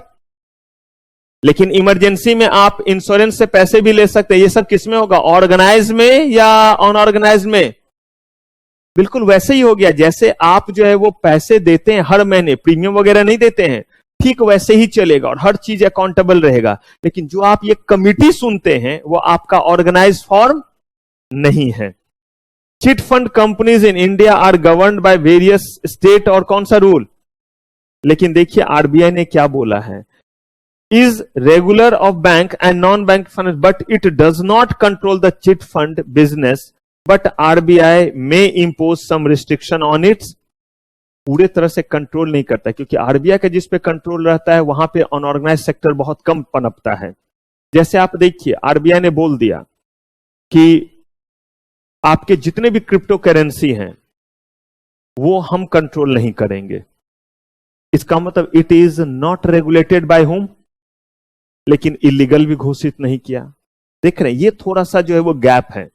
ये नहीं बोला कि ये इलीगल है, बल्कि क्या बोला, इसका मतलब कहीं कुछ हुआ तो मेरे पास मत आना।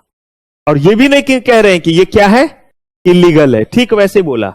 इसीलिए बिजनेस हो रहा है। Chit fund is not illegal, क्योंकि आरबीआई ने जो है बोला कि मैं इसको रेगुलेट, मैं कब रेगुलेट करूंगा, कहा कि मैं इसको रेगुलेट सिर्फ और सिर्फ तब करूंगा जब ये मेरे किसी रेगुलेशन के दायरे में आए। इन्होंने बोला ये मेरे रेगुलेशन के दायरे में नहीं आता है, हां कहीं अगर जरूरत पड़ी तो मैं उसमें इंटरफेयर जरूर करूंगा। तो कह रहे हैं आरबीआई में impose some restriction on its activities, लेकिन ये जो आपका गवर्न होता है वो स्टेट और अलग अलग सेंट्रल से। अब बात आई सेबी की कि क्या सेबी इसको रेगुलेट, कोई तो रेगुलेट करे। तो सेबी ने बोला कि नहीं, मैं भी इसको अपने कलेक्टिव इन्वेस्टमेंट स्कीम के दायरे में नहीं रखूंगा। अब रुकिएगा जरा, ये वर्ड कलेक्टिव इन्वेस्टमेंट स्कीम, ये वर्ड हमने पढ़ा था, और ये हमने कहीं पढ़ा था उससे पहले उसको एक खास चीज से कॉरिलेट किया था, और उसके बाद भी एक खास चीज से कॉरिलेट किया था।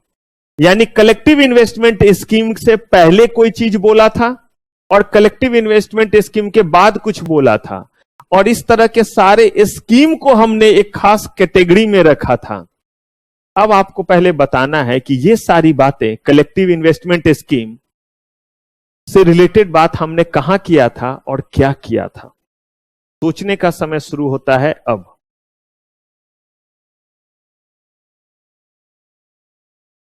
गुड, यहां पे हमने एक छोटी सी बात और कुछ बोलेंगे। इधर हमने बेसिकली एक चर्चा की थी और कहा था कि एक खास तरीका होता है जिस तरीके के जरिए हम लोगों से पैसे लेते हैं, यानी कि उसको बोलते पुलिंग ऑफ मनी। ये वर्ड यूज किया था, आप लोगों ने नहीं बोला।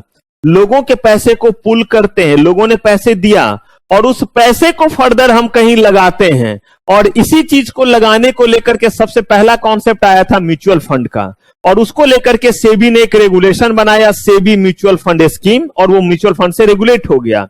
कुछ दिनों के बाद एक अलग तरह का और स्कीम लोग लेकर के आए, लेकिन वो म्यूचुअल फंड की तरह नहीं था, लेकिन उसमें भी लोगों से पैसे लेते थे, खास तरह के लोगों से, और खास जगह पे लगाते थे। तो सेबी ने उसे बोला कि ये होगा सेबी कलेक्टिव इन्वेस्टमेंट स्कीम कहलाएगा। उसके बाद समय बीतता गया, धीरे धीरे ऐसे बड़े सारे और आइडियाज लेकर के लोग आए, लेकिन सब में कॉमन चीज क्या था, पैसा जो है वो इकट्ठा करना और फिर उस पैसे को कहीं लगाना और उसी से कमा करके लोगों को देना। सेबी बोली अब थक गए हैं, अब जो भी ऐसा तरह का स्कीम होगा उसको क्या बोलेंगे, एआईएफ बोलेंगे, यानी कि अल्टरनेटिव इन्वेस्टमेंट फंड बोल देंगे। एआईएफ के तहत, उसी के तहत वेंचर कैपिटल वगैरह सब कुछ आ गया, और उसमें क्यूआईबी में हमने पढ़ा भी था कि कितने तरह के चीज आ गए उस एआईएफ के भीतर, कैटेगरी 1, कैटेगरी 2, कैटेगरी 3। देखिए बार बार आपको कहता हूं, आप सीएस करने के लिए आए हैं, आप सेटिंग अप पढ़ने नहीं आए हैं, ना आप कंपनी लॉ पढ़ने के लिए आए हैं, और ना ही आप कैपिटल मार्केट सिक्योरिटी लॉ पढ़ने के लिए आए हैं। तो अगर किसी टॉपिक पे चर्चा हो रही है तो उसका मतलब यह है कि वो चीज आपको बिल्कुल जो है वो कहते हैं ना इंतहा तक आनी चाहिए, यानी जहां तक उस चीज पे चर्चा जाए वो चीज क्लियर रहना चाहिए। ये नहीं कि हम अभी इसको पढ़ रहे हैं तो यहां तक, तभी तो चीजों को कॉरिलेशन जो है वो कॉरिलेट करके पढ़ाया जाता है। देखते हैं अभी मेरा जो है वो थोड़ा सा जो है वो जोन रेस्ट्रिक्टेड रहता है, मैं रुक जाता हूं और कहता हूं कि जब सीआर पढ़ना शुरू करेंगे तो बात करेंगे। लेकिन याद रखिए जरा, वो भी दिन कभी ना कभी आएगा, आप पहुंचेंगे, भगवान आपको पहुंचाएंगे ही कहां पे, प्रोफेशनल में। लेकिन अगर भगवान ने मुझे यहीं छोड़ा, कहीं और नहीं बुलाया, तो वैसे केस में जो है मैं ही आपके साथ बात करूंगा किसके बारे में, कॉर्पोरेट रीस्ट्रक्चरिंग में। देखिए वहां कितनी बात होगी, कुछ जाएगा सीएमएसएल, कुछ जाएगा सेटिंग अप में, कुछ जाएगा कंपनी लॉ में, नहीं जाएगा। तो आपको ये सारे चीज कॉरिलेट करके रखने और चीजों को याद रखना चाहिए।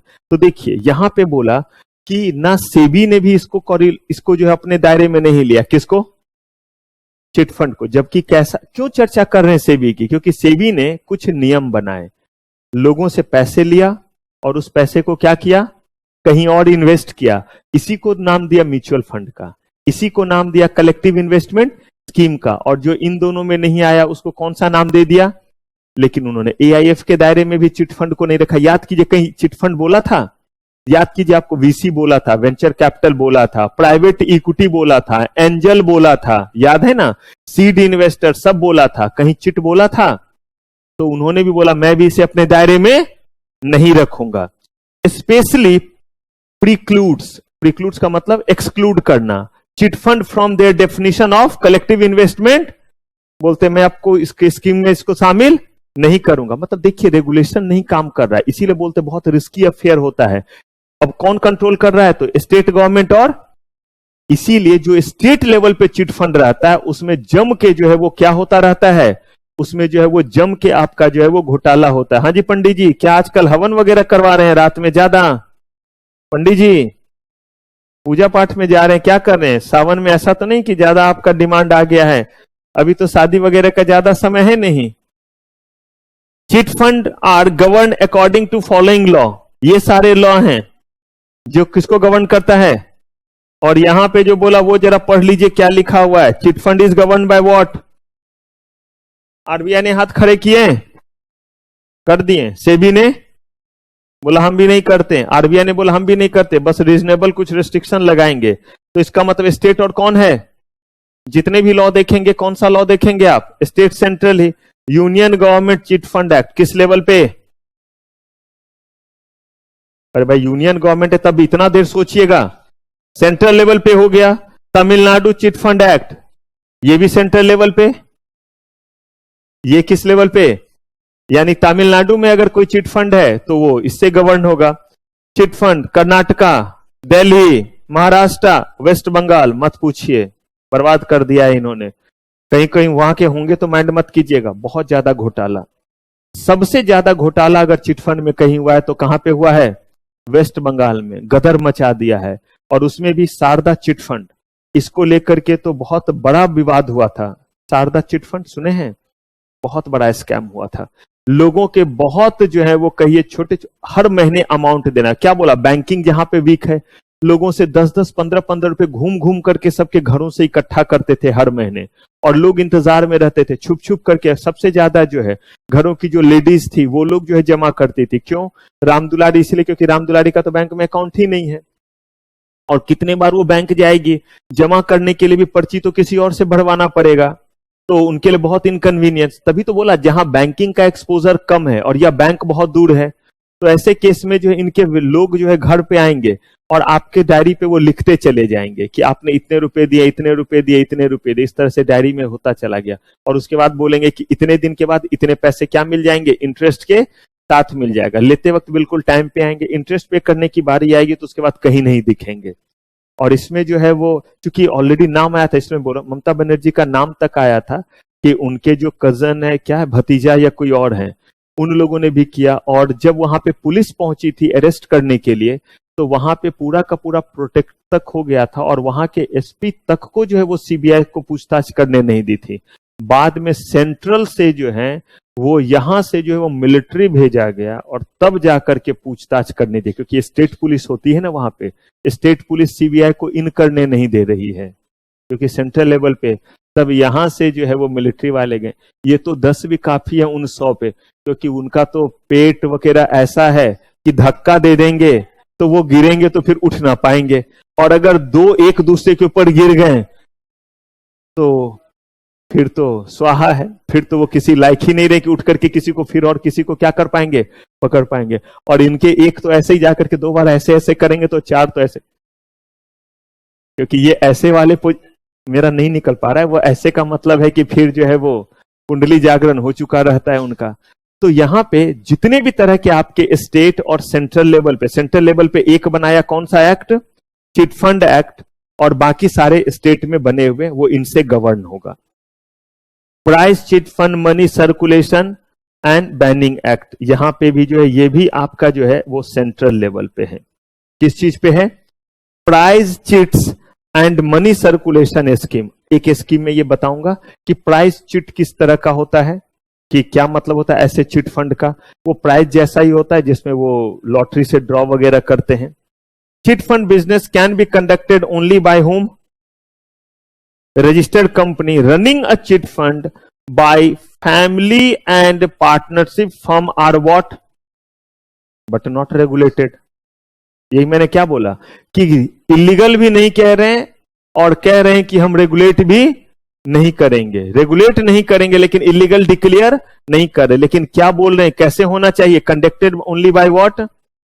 इसीलिए या तो स्टेट गवर्नमेंट से रजिस्टर्ड रहे या कहां से रहे, सेंट्रल से, रजिस्टर्ड फॉर्म में रहे। और अगर रजिस्टर्ड नहीं है तो कभी मत पैसे लगाइए, क्योंकि कोई तरीका नहीं जिससे आप पैसा क्या कर सकते हैं, आप कोई सूट ही फाइल नहीं कर सकते हैं कि मेरे पैसे फलाने चिट फंड में थे और पैसा चला गया। तो सिर्फ किसमें कीजिए, जो आपके क्या हैं, जो आपके रजिस्टर्ड हैं। Chit fund companies must registered with registrar of chit fund in every state. Her state में क्या करे, अपने आप को रजिस्टर करे। मैक्सिमम डिस्काउंट पहले हुआ करता था 30%, अब कितना कर दिया गया है, लेकिन ये रजिस्टर्ड के केस में है। डिस्काउंट का मतलब हुआ बिड लगेगा, और बिड जब लगता है तो कहा जाता है कि अगर सम एश्योर्ड 1 लाख का है तो 40 तक का बिड लग सकता है, यानी कि 40,000 तक किसी को लेना है तो उस चिट फंड से क्या कर सकता है, ले सकता है। लेकिन जो आपका अनऑर्गेनाइज्ड है, वहां पे तो एक बंदा अगर एक बार अपना जो है वो कमिटी डाल दिया है तो हो सकता है आज 10,000 मैंने दिया है और आज लॉटरी में मेरा ही नाम आ गया, तो मैं पूरा का पूरा 1 लाख आज का क्या करूंगा, लेकर के चला जाऊंगा। और लेकिन अगले महीने जमा करूंगा या नहीं, 10-10 करता रहूंगा। तो ये सब कौन सा है, अनऑर्गेनाइज्ड वाला है। ऑर्गेनाइज वाले में बोला कि मैक्सिमम बिड कहां तक जा सकता है, हाँ जी, उससे ज्यादा लेकर के मत जाइए, 4 गुना तक अपना लेकर के जाइए जो आपने दिया है।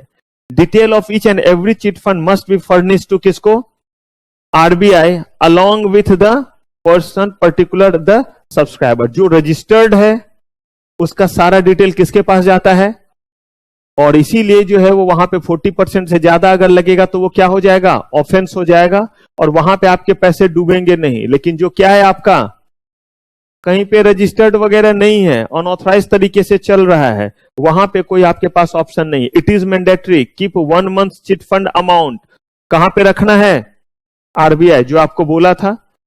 अब मुझे बताइए, लेकिन ये किनके लिए, जो चिट फंड क्या है, तो देखिए 1 महीने का पूरा पैसा, अगर 1 लाख रुपए का आपका चिट्टी या किट्टी या जो भी कहते हैं बना हुआ है, तो वैसे केस में जो है आप जो है वो 1 लाख रुपया कहां रखेंगे, आरबीआई में रखेंगे।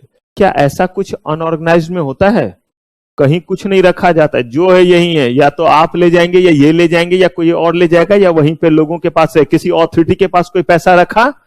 बैंक में हम और आप जो पैसा रखते, देखते बैंक को एसएलआर मेंटेन करने के लिए बोला जाता है। ये क्या है, जितना जो है वो पैसा हमने और आपने जमा किया उसका एक हिस्सा कहां रखा जाता है, बैंक के पास, ताकि वो ही एक इंश्योरेंस हो कि कल को बैंक डूब भी गया तो उतना ही पैसा हमें मिल सकता है।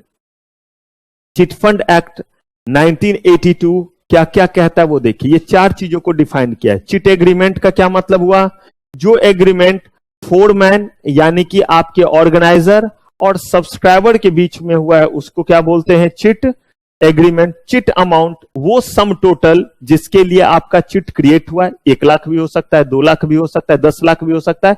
बिल्कुल वैसा ही समझिए ना, जैसे आप इंश्योरेंस लेते तो सम एश्योर्ड बोलते हैं ना, तो वैसे ही ये जो वो चिट का जो है वो सम एश्योर्ड हो गया उतने अमाउंट का। डिस्काउंट का मतलब क्या हो गया, जब आप बिड करते हैं तो बिड करते वक्त कितना तक पैसा आप ले जा सकते हैं, कितना जमा करके, that is known as discount. और फोरमैन जो है वो ऑर्गेनाइजर को बोलते हैं, किसको, ऑर्गेनाइजर को ही बोलते हैं, जो चीजों को मैनेज करेंगे, जिनको हम पे भी करते हैं उस काम के लिए। इसका और नाम देखिए क्या क्या है, देखिए चिट्टी, कुड़ी, ये सब भी इसके क्या, चिट्टी वर्ड बहुत ज्यादा यूज होता है।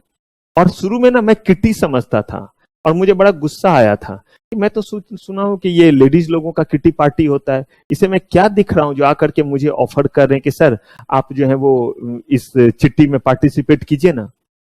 किट्टी में इतना बेल्ला दिख रहा हूं, मैं इसको क्या समझ रहा था, किट्टी, कि किट्टी पार्टी में आप भी क्या करें, पार्टिसिपेट करें, यानी आए। तो ये क्या है वर्ड, चिट्टी। Registered chit fund are not allowed to conduct. देखिए बार बार वर्ड क्यों यूज किया जा रहा है रजिस्टर्ड वर्ड, क्योंकि अनरजिस्टर्ड जो है उस पर हमारा कोई कंट्रोल है। कह रहे हैं कि ये कोई भी और बिजनेस नहीं कर सकता अदर देन व्हाट। रुकिएगा जरा, बिल्कुल ऐसा ही एक और जो है कहीं पे हमने एक लैंग्वेज यूज किया था जब हम capital market and securities law पढ़ रहे थे CMSL, और इसमें हमने कहा था कि ये इसके अलावा कोई और बिजनेस नहीं कर सकता है, और ये स्टेटमेंट एकदम सबसे पहला स्टेटमेंट निकल के आया था। थोड़ा मदद कर देता हूं, इंटरमीडियरीज हम पढ़ रहे थे कोई खास तरह का, सुना है ये वर्ड इंटरमीडियरीज? पूरा था कैपिटल मार्केट इंटरमीडियरीज या सिक्योरिटीज मार्केट इंटरमीडियरीज? एक दो नाम याद है इंटरमीडियरीज के? बोलिए तो जरा। पहला नाम क्या बोला? इसी में लिखा हुआ था ये, और मर्चेंट बैंकर के केस में लिखा हुआ था कि merchant banker cannot do any other business other than the things of securities market। ये पहला ही लाइन उसके लिए था। कुछ याद आ रहा है? ऐसे ही इनके केस में क्या बोला जा रहा है? अब आप एक चीज सोच करके चलिए, आपको चीज याद करने में कुछ वापस याद आ जाता है, लेकिन जो आपके दुश्मन हैं, जो आपसे पूछेंगे कभी, उनकी याददाश्त सुरक्षित है और उनको सारे चीज याद है। तो इसीलिए बेहतर है कि उनका याददाश्त खराब हो जाए, ये भगवान से मनाने की जगह अपनी याददाश्त को क्या कर लीजिए धीरे धीरे।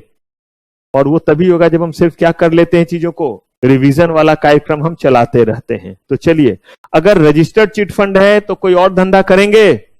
सिर्फ चिट फंड का कोई और काम नहीं करेंगे। जो ऑर्गेनाइजर है उसी को क्या बोलते हैं? इज अलाउड टू स्टार्ट और run what several chit simultaneously. जैसे म्यूचुअल फंड, म्यूचुअल फंड का बिजनेस अगर आपने शुरू किया, पढ़ाऊंगा बहुत डिटेल में, तो आप म्यूचुअल फंड के बड़े सारे स्कीम ला सकते हैं। म्यूचुअल फंड जो है बेसिकली एक बिजनेस हो गया, और म्यूचुअल फंड के स्कीम में आप पैसा लगाते हैं तो वो 10 तरह का स्कीम ला सकते हैं। वैसे ही ऑर्गेनाइजर एक समय क्या कर सकते हैं, अलग अलग तरह का चिट फंड चला सकते हैं। एक हो सकता है 1 लाख वाला रहे, एक 2 लाख वाला रहे, एक जो है वो 20 लाख वाला, सम एश्योर्ड का अलग अलग अमाउंट वाला रहे, कोई 5,000 वाला हो सकता है हर महीने जमा करने वाला, कोई 10,000, किसी में हो सकता है रिटर्न जो है वो थोड़ा क्या रहे, ज्यादा रहे, किसी में क्या रहे, कम रहे, कोई ज्यादा पीरियड के लिए और कोई कम पीरियड के रहे। तो जिसको जो सूट करेगा उस तरह का स्कीम चला सकते हैं। Prior approval of state government is required before starting each चिट्टी। कोई भी स्कीम चलाने से पहले उनको क्या करना पड़ेगा, परमिशन लेना पड़ेगा। किससे परमिशन लेंगे? स्टेट गवर्नमेंट से परमिशन लेंगे। किस चीज के लिए? उस चिट फंड को क्या करने के लिए, उस स्कीम को चलाने के लिए। The organiser need to deposit how much, 100% of chit value with the registered of chit prior to the commencement of chit scheme. देखिए पैसे लोगों के सुरक्षित रहे, इसीलिए जितने वैल्यू का है उसका कितना परसेंट, 100% जो है वो जमा करना है। और साथ ही साथ इनको जो है वो ऑडिट भी कराना है। किनसे? फाइनेंशियल ऑडिट है, सीए से कराना क्या है, कंपलसरी है, ताकि पता चलता रहे कि पैसे का गड़बड़ घोटाला नहीं हो रहा है और पैसा सही तरीके से क्या किया जा रहा है, यूज किया जा रहा है। 40% का कैप है किस चीज के लिए, बिडिंग अमाउंट को लेकर के। ये जो 100% दिया इसको लेकर के मत घबराइएगा। 100% का मतलब हुआ, अगर मान लीजिए हर महीने जो है वो बोला गया कि 10-10 जो है वो 1000 देना है, तो इसका मतलब 100% इज 1 लाख। क्या हुआ, अब ये पैसे जो है वो 10 लोग अगर देंगे तो टोटल 10 लाख हो गया ना। तो ऑर्गेनाइजर को कितने पैसे जमा करने हैं, 1 लाख। कितना करना है, 1 लाख। और ये इनको कब मिल जाएंगे, जिस दिन फुलफिल कर लेंगे। इन्होंने जितना का क्या बोला हुआ है, जितना का रिटर्न बोला हुआ है उतना रिटर्न दे देते हैं। 10 महीने मान लीजिए पूरे हो गए, सबसे इन्होंने जो है वो 10-10 हजार करके लिया था, सबसे 1-1 लाख आ गए और बोला था रिटर्न हम आपको देंगे 7% का। तो जब सबको ये दे देंगे तब हम इनका जो है वो ये पैसा क्या कर देंगे, रिलीज कर देंगे। कौन सा पैसा, जो 1 लाख रुपया हुआ, जो 100% हुआ। याद रखिए 100% is not the 10 lakh rupees. यहां 100% का मतलब हुआ 1% व्हाट पेइंग इज कॉल्ड 100%। सब लोग 1 लाख देंगे, लेकिन एक दिन में नहीं, तब चिटफंड थोड़ा ना कहलाएगा, तब तो फिर निधि का कैटेगरी हो गया। तो यहां पे अलग छोटे छोटे अमाउंट ही तो डिपॉजिट करने रहते हैं। अब आपके जो है चिटफंड का category organised, special purpose, online, registered और अनरजिस्टर्ड। तो देखिए ऑर्गेनाइज्ड, तो इसमें कह रहे हैं common type of chit fund where small paper chit organise, इसी को कह दिया कि एक जगह जो है वो क्या करते हैं, रजिस्टर्ड नहीं है, क्या है ये, ऑर्गेनाइज। रजिस्टर्ड और ऑर्गेनाइज में क्या हुआ, अंतर हुआ। रजिस्टर्ड का मतलब इट मस्ट बी रजिस्टर्ड, या तो सेंट्रल एक्ट से और स्टेट गवर्नमेंट के पास भी क्या करना पड़ेगा, रजिस्टर्ड। और ऑर्गेनाइज का मतलब बस इतना ही हो गया कि ज्यादा लेवल पे लोग जो है वो क्या कर रहे हैं, इसके लिए काम कर रहे हैं, और एक जो है वो सिस्टम के तहत आप काम कर रहे हैं। जैसे आप 20 लोगों ने जो है वो एक ऑर्गेनाइज मैनर में कहा कि हम सारे के सारे लोग जो है वो 10-10 हजार हर महीने क्या करेंगे, इसमें जो है वो जमा करेंगे, और इसको जमा करने के बाद सारे मेंबर का नाम जो है वो क्या कर दिया जाता है, एक बॉक्स में रख दिया जाता है। जब सारे मेंबर आ जाते हैं तो वहां पे मंथली आप लोग 10-10 हजार लेकर के हर लोग आ रहे हैं, पैसा जमा हो गया, 2 लाख रुपया रख दिया गया, सारे मेंबर का नाम जो है वो एक बॉक्स में 20 बॉक्स में 20 का नाम रखा हुआ है उसमें लिख करके। अब जब सारे लोग आ गए तो एक मेंबर, जो भी कोई एक मेंबर रहा, वो गया और उठा लिया। नॉर्मली ऑर्गेनाइजर ऐसा करता है, जिसका नाम आ गया वो 2 लाख रुपए लेकर के चला जाएगा, और उसका जो है वो कागज फाड़ करके फेंक दिया जाएगा, उस बॉक्स में उसका नहीं रहेगा। फिर जो है वो अगले महीने जो है वो फिर 2 लाख रुपए सबके आ गए, सबके आ गए, फिर अगला कोई भी एक बंदा फिर उसमें उठाएगा, जिसका नाम है वो 2 लाख रुपए क्या करेगा, लेकर के जो है वो चला जाएगा, उसका फाड़ के फेंक दिया गया। अब इसमें जिसका सबसे पहले आ गया उसको फायदा ये हुआ कि शुरू में ही उसके पास 2 लाख आ गए अपने बिजनेस को करने के लिए, और इससे उसे क्या मिलता रहेगा, इस 2 लाख से जो है वो अपॉर्चुनिटी कॉस्ट भी तो गेन करेगा। जिसको सबसे लास्ट में मिलेगा उसे जो है वो ज्यादा बेनिफिट नहीं होगा।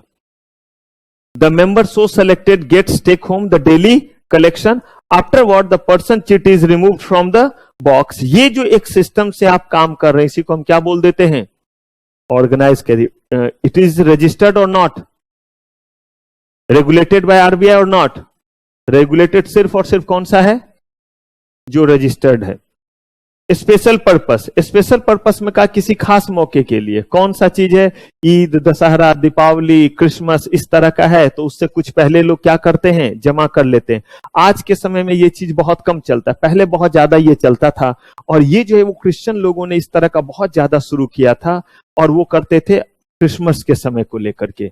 अब ये ज्यादा नहीं चलता है, अब चलता है ये किस फॉर्म में, ये स्पेशल पर्पस, ज्वेलर्स वगैरह यही वाला ऑफर देते हैं, स्पेशल पर्पस चिट, जिसमें बोलते हैं कि आप 11 महीने का जो है वो पैसा डालिए, 12वें महीने के देने का जरूरत नहीं है, और आप 60,000 का गोल्ड लेकर के जाइएगा। ये क्या हो गया, स्पेशल पर्पस जो है वो फंड हो गया। ऑनलाइन चिट फंड सिंपल सा तरीका है, जो काम वहां सब बैठ करके जो है वो मजलिस लगा करके करते थे, वो काम कैसे हो रहा है, ऑनलाइन। ऑनलाइन आप पैसे डिपॉजिट कर रहे हैं, आपका मैच्योरिटी का टाइम आएगा और आपको क्या मिल जाएगा, जितना एग्रीड अमाउंट बोला था वो एग्रीड अमाउंट आपको मिल जाएगा। ये ऑनलाइन मोड में हो रहा है, इसलिए क्या बोल दिया, ऑनलाइन चिट फंड बोल दिया। रजिस्टर्ड चिट फंड, जिसको आपने रजिस्टर्ड किया है किस एक्ट के अकॉर्डिंग, चिट फंड एक्ट के अकॉर्डिंग आपने इसको रजिस्टर्ड किया है, और इस समय देखिए जरा कितने जो है वो तकरीबन 10,000 से भी ज्यादा क्या हैं, और अनगिनत कैसे हैं, रियली अनकाउंटेबल है। उसकी काउंटिंग नहीं कर सकते क्योंकि पता ही नहीं है कहां कहां वो चल रहा है। हर गली हर नुक्कड़ पे एक ना एक चिट फंड चल रहा है। मैंने तो अपने मेड तक को देखा है चिट फंड में पैसे लगाते हुए। कभी कभी जब उनके पैसे खत्म रहेंगे ना तो एडवांस में दे दीजिए, अगले महीने ये कर लीजिएगा, इस बार जो है वो कमिटी का, वो लोग वर्ड कमिटी ही बोलते हैं कि कमिटी में 3,000 देना है, 3,000 का कमिटी है तो उसके लिए पैसे नहीं, और वो देना रहता है उस दिन तो देना है, वरना जो पैसे आपने दिए थे वो भी आपके फॉरफिट कर लिए जाते हैं। कमिटी में पूरे अंतिम तक पैसे देने हैं। अनरजिस्टर्ड का मतलब क्या हुआ, they are not regulated under any law. Registration of chit fund, chit fund अगर आपको रजिस्टर्ड करना है तो किस एक्ट के अकॉर्डिंग, ठीक है, चिट फंड एक्ट के अकॉर्डिंग। ये भी किसका एग्जांपल है, chit fund is also a type of NBFC but it is not regulated by home. RBI के पास जाकर के आप इसको रजिस्टर्ड नहीं कर सकते। ऐसा ही एक चीज आपको पढ़ाया था कि जो आपका एनबीएफसी की तरह ही है, रुकिएगा जरा, बोलना नहीं है और ना पेज पलटना है, ऐसा ही जो है मैंने इसी में आपको पढ़ाया है कि जो आपका जो है वो एनबीएफसी की ही तरह है, but it is not registered with RBI. हाथ उठाया है, चलिए तो बताइए कौन सा। कोई घबराना नहीं, एकदम बिंदास बोलना है। हाँ, आता रहे तो भी जो है वो अगर हाथ उठाया है तो अब बताना ही है, नहीं भी जो आ रहा है तो भी बताएंगे, कोई घबराना नहीं है। एक क्या देख पढ़ा था हमने, हाउसिंग, और कुछ, इसको हम लोग आरबीआई के पास रजिस्टर नहीं करते हैं, जबकि ये भी क्या है, एनबीएफसी का ही एक क्या है, टाइप है। तो इसको हम बेसिकली रजिस्टर करते कहां हैं? हाँ जी, इसके लिए पप्पा जी कौन है? National housing bank. लेकिन क्या ये रीजनेबल, आरबीआई रीजनेबल सुपरविजन रख सकती है? उस रीजनेबल सुपरविजन में हम लोगों ने क्या पढ़ा था, बोलिए, एक मिनट, हाँ बताइए जरा मिश्रा बंधु।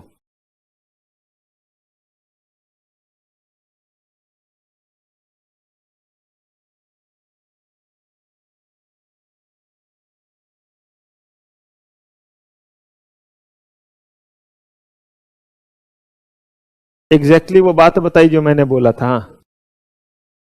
हाँ, रिपोर्ट बुक्स ऑफ अकाउंट बोल सकते हैं कि इनसे रिपोर्ट बुक्स ऑफ अकाउंट लो, इसको ठीक से देखो और मेरे पास क्या करो, सबमिट करो। इतना उनके ऊपर जो है वो कहिए एक रीजनेबल कंट्रोल या सुपरविजन बोल दीजिए इसको, इसका राइट है। लेकिन वो डायरेक्टली कंट्रोल करती तो जैसे बाकी एनबीएफसी को 45I में करती थी, वैसे ही क्या करना पड़ता, उन्हें भी रजिस्टर करना पड़ता। ठीक है। It is recommended that promoter of chit fund company should first incorporate a, अब देखिए क्या वर्ड यूज किया गया है, नहीं लग रहा है थोड़ा सा स्थिति कमजोर, रिकमेंड, जैसे मेरी स्थिति कमजोर, मैं आपसे रिक्वेस्ट करता हूं, पापा हमें मुक्के मारते थे, हम फटाक से काम करते थे, मैं बार बार अलग अलग तरीके से जो है वो आपको मोटिवेट करने की कोशिश, पढ़ लीजिए, पैसे मिलेंगे तो दिस मिलेगा तो दैट मिलेगा, वरना क्या करियर होगा, तो वैसे ही लाचार है।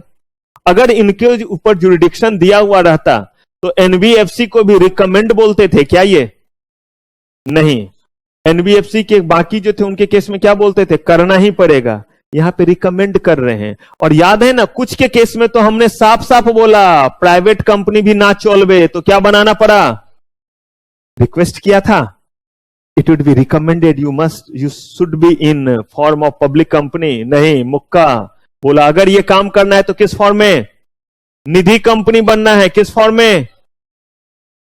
इनको क्या बोल रहे हैं, अंतर दिख रहा है दोनों में, निधि में और इसमें। वो सिर्फ और सिर्फ सब्सक्राइबर के अलावा कोई नहीं होता था, इसमें बहुत सारे और भी प्रजाति हैं।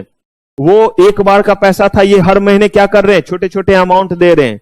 इनको बोल रहे हैं रिकमेंडेड, किस फॉर्म में, आइए, and incorporate private limited company with objective of operating what, ये बोलते हैं नहीं तो हम इन्हें कुछ कर सकते हैं, क्योंकि हम रजिस्ट्रेशन भी जो है वो ऑप्शनल किया है, जो रजिस्टर्ड है उन पे कंट्रोल है। लोगों को लेकिन जागरूक जरूर करते हैं कि अगर कोई अनरजिस्टर्ड चिट फंड है, never and never make any investment over there, क्योंकि आपके पास कोई डिफेंस इसमें अवेलेबल नहीं है, कोई मैकेनिज्म नहीं हम आपके पैसे आपको दिला सकें।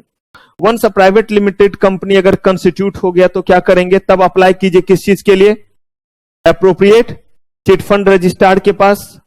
याद कीजिए, अगर एनबीएफसी भी बनते हैं तो पहले कंपनी एक्ट के तहत इनकॉर्पोरेट होते हैं, फिर जाते हैं किसके पास। ऐसे ही अगर हाउसिंग फाइनेंस कंपनी, पहले कंपनी बनते फिर नेशनल हाउसिंग बैंक के पास जाते हैं, यही नाम है ना, नेशनल हाउसिंग बैंक के पास जाते हैं। यहां पे जो है वो कह रहे हैं कि पहले जो है वो कंपनी बनिए, फिर किसके पास जाइए, एप्रोप्रिएट चिट फंड रजिस्ट्रार। क्यों बोला एप्रोप्रिएट चिट फंड रजिस्ट्रार, क्योंकि ये स्टेट में गवर्न होता है, तो जिस स्टेट में उस स्टेट में आप जाइए। A chit fund business can only be started after obtaining a chit fund business registration from the relevant registrar of state. लेकिन किसके केस में, रजिस्टर्ड। और जो अनरजिस्टर्ड है उसमें साफ बोलते हैं कि कभी भी इन्वेस्टमेंट, ये जागरूक करने का तरीका, इतना बार बोला जाता है कि ओटीपी किसी को मत दीजिए। अगर आपने अपना ओटीपी किसी को दे दिया, क्या ये इलीगल काम है? क्या आपको अरेस्ट किया जा सकता है? नहीं किया। आप बोल करके कीजिए, हाँ मैंने अपना ओटीपी दिया था, कीजिए, आपको कहीं अरेस्ट नहीं किया जाएगा। लेकिन उस ओटीपी देने के कारण जो कॉन्सिक्वेंसेस हुआ, तो अब हम उसके लिए जिम्मेदार, और हमने अपना ओटीपी शेयर नहीं किया, फिर मेरे फंड से कुछ हुआ है, तो आरबीआई जिम्मेदार है या नहीं है? पैसे आपके क्या होंगे? रिकवर होंगे। यही चीज चिट फंड के साथ है। The registration will not be given, किनको? कहा कि वैसा आदमी जो पहले से ही जो है वो क्या है, कन्विक्टेड का मतलब जुर्म का क्या होना, खुद सोच करके देखिए। एक तो चिट फंड, सही में बोलो तो चीटिंग फंड ही है ये। बहुत सारे हुए हैं चिटिंग इसमें, इसीलिए चिट फंड तो उन्होंने नाम दिया था चिट, जो एग्जाम में फर रहे चिटिंग, तो वो जो चिट होता है छोटा सा टुकड़ा, तो चूंकि छोटा छोटा अमाउंट देते इसीलिए इसको क्या नाम दे दिया, चिट फंड बोल दिया था, कि बहुत छोटा अमाउंट जमा करते हैं। और यहां पे कह रहे हैं कि इसमें वैसा बंदा जो पहले से ही किसी को क्या किया हुआ है, फ्रॉड किया हुआ है। और कैसे फ्रॉड किया हुआ है? पहले ही एक दो चिट फंड में लूट सूट मचाए हुए, दे दें उसको फिर से लाइसेंस, इस बार रजिस्टर्ड होकर के लूटेगा, बोले कम से कम रजिस्टर्ड वाले में तो बिल्कुल ही एंट्री नहीं होगी। कोई भी ऐसा बंदा जो पहले से ही उसमें शामिल है और उसने जो है वो डिफॉल्ट किया था उनके किस चीज में, पेमेंट में, उनको भी शामिल नहीं करेंगे। या ऐसा कोई भी आदमी जिसके ऊपर मोरल टर्पिट्यूड का कोई ऐसा मामला था जिसमें कितने साल की, नहीं, जिसमें उसे जो है वो सजा हुई थी, और वो सजा लिए हुए अभी 5 साल का समय, आप कहिएगा सर तो सजा हुई थी और 5 साल के बाद, हम मान के चलते हैं कि अगर आपने सजा काट लिया और कितने दिन बीत गए, मैं नहीं मान रहा हूं, ये यहां पे लॉ मान रही है, तो इसका मतलब आप सुधर गए हैं। मैं तो कहता हूं डैश की पूछ, जब आपको मैं ना सुधार पाया, तो ये सजा प्राप्त जो है वो लोगों को ये कह रहे हैं क्या कर लेंगे, सुधार लेंगे।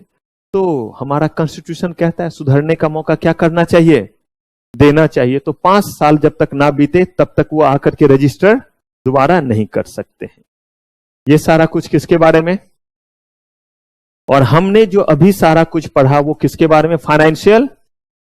इसका मतलब हमने इस समय ये नहीं देखा कि हमें बिजनेस जो है वो किस तरीके से करना चाहिए, हमने वो सारी बात देखी कि अगर हम फाइनेंशियल सर्विस के बिजनेस में आते हैं तो हमारे पास किस किस तरह के नाम क्या हैं, अवेलेबल हैं, जिसमें एनबीएफसी है, हाउसिंग फाइनेंस है, एसेट रिकंस्ट्रक्शन कंपनी है, आपका जो है माइक्रो फाइनेंस इंस्टीट्यूशन है, निधि कंपनी है, चिट फंड है, पेमेंट बैंक है, मुद्रा है, ऐसे और भी कुछ नाम है। तो ये सारा हमने कर लिया। तो चलिए अब ये चैप्टर हमारा खत्म।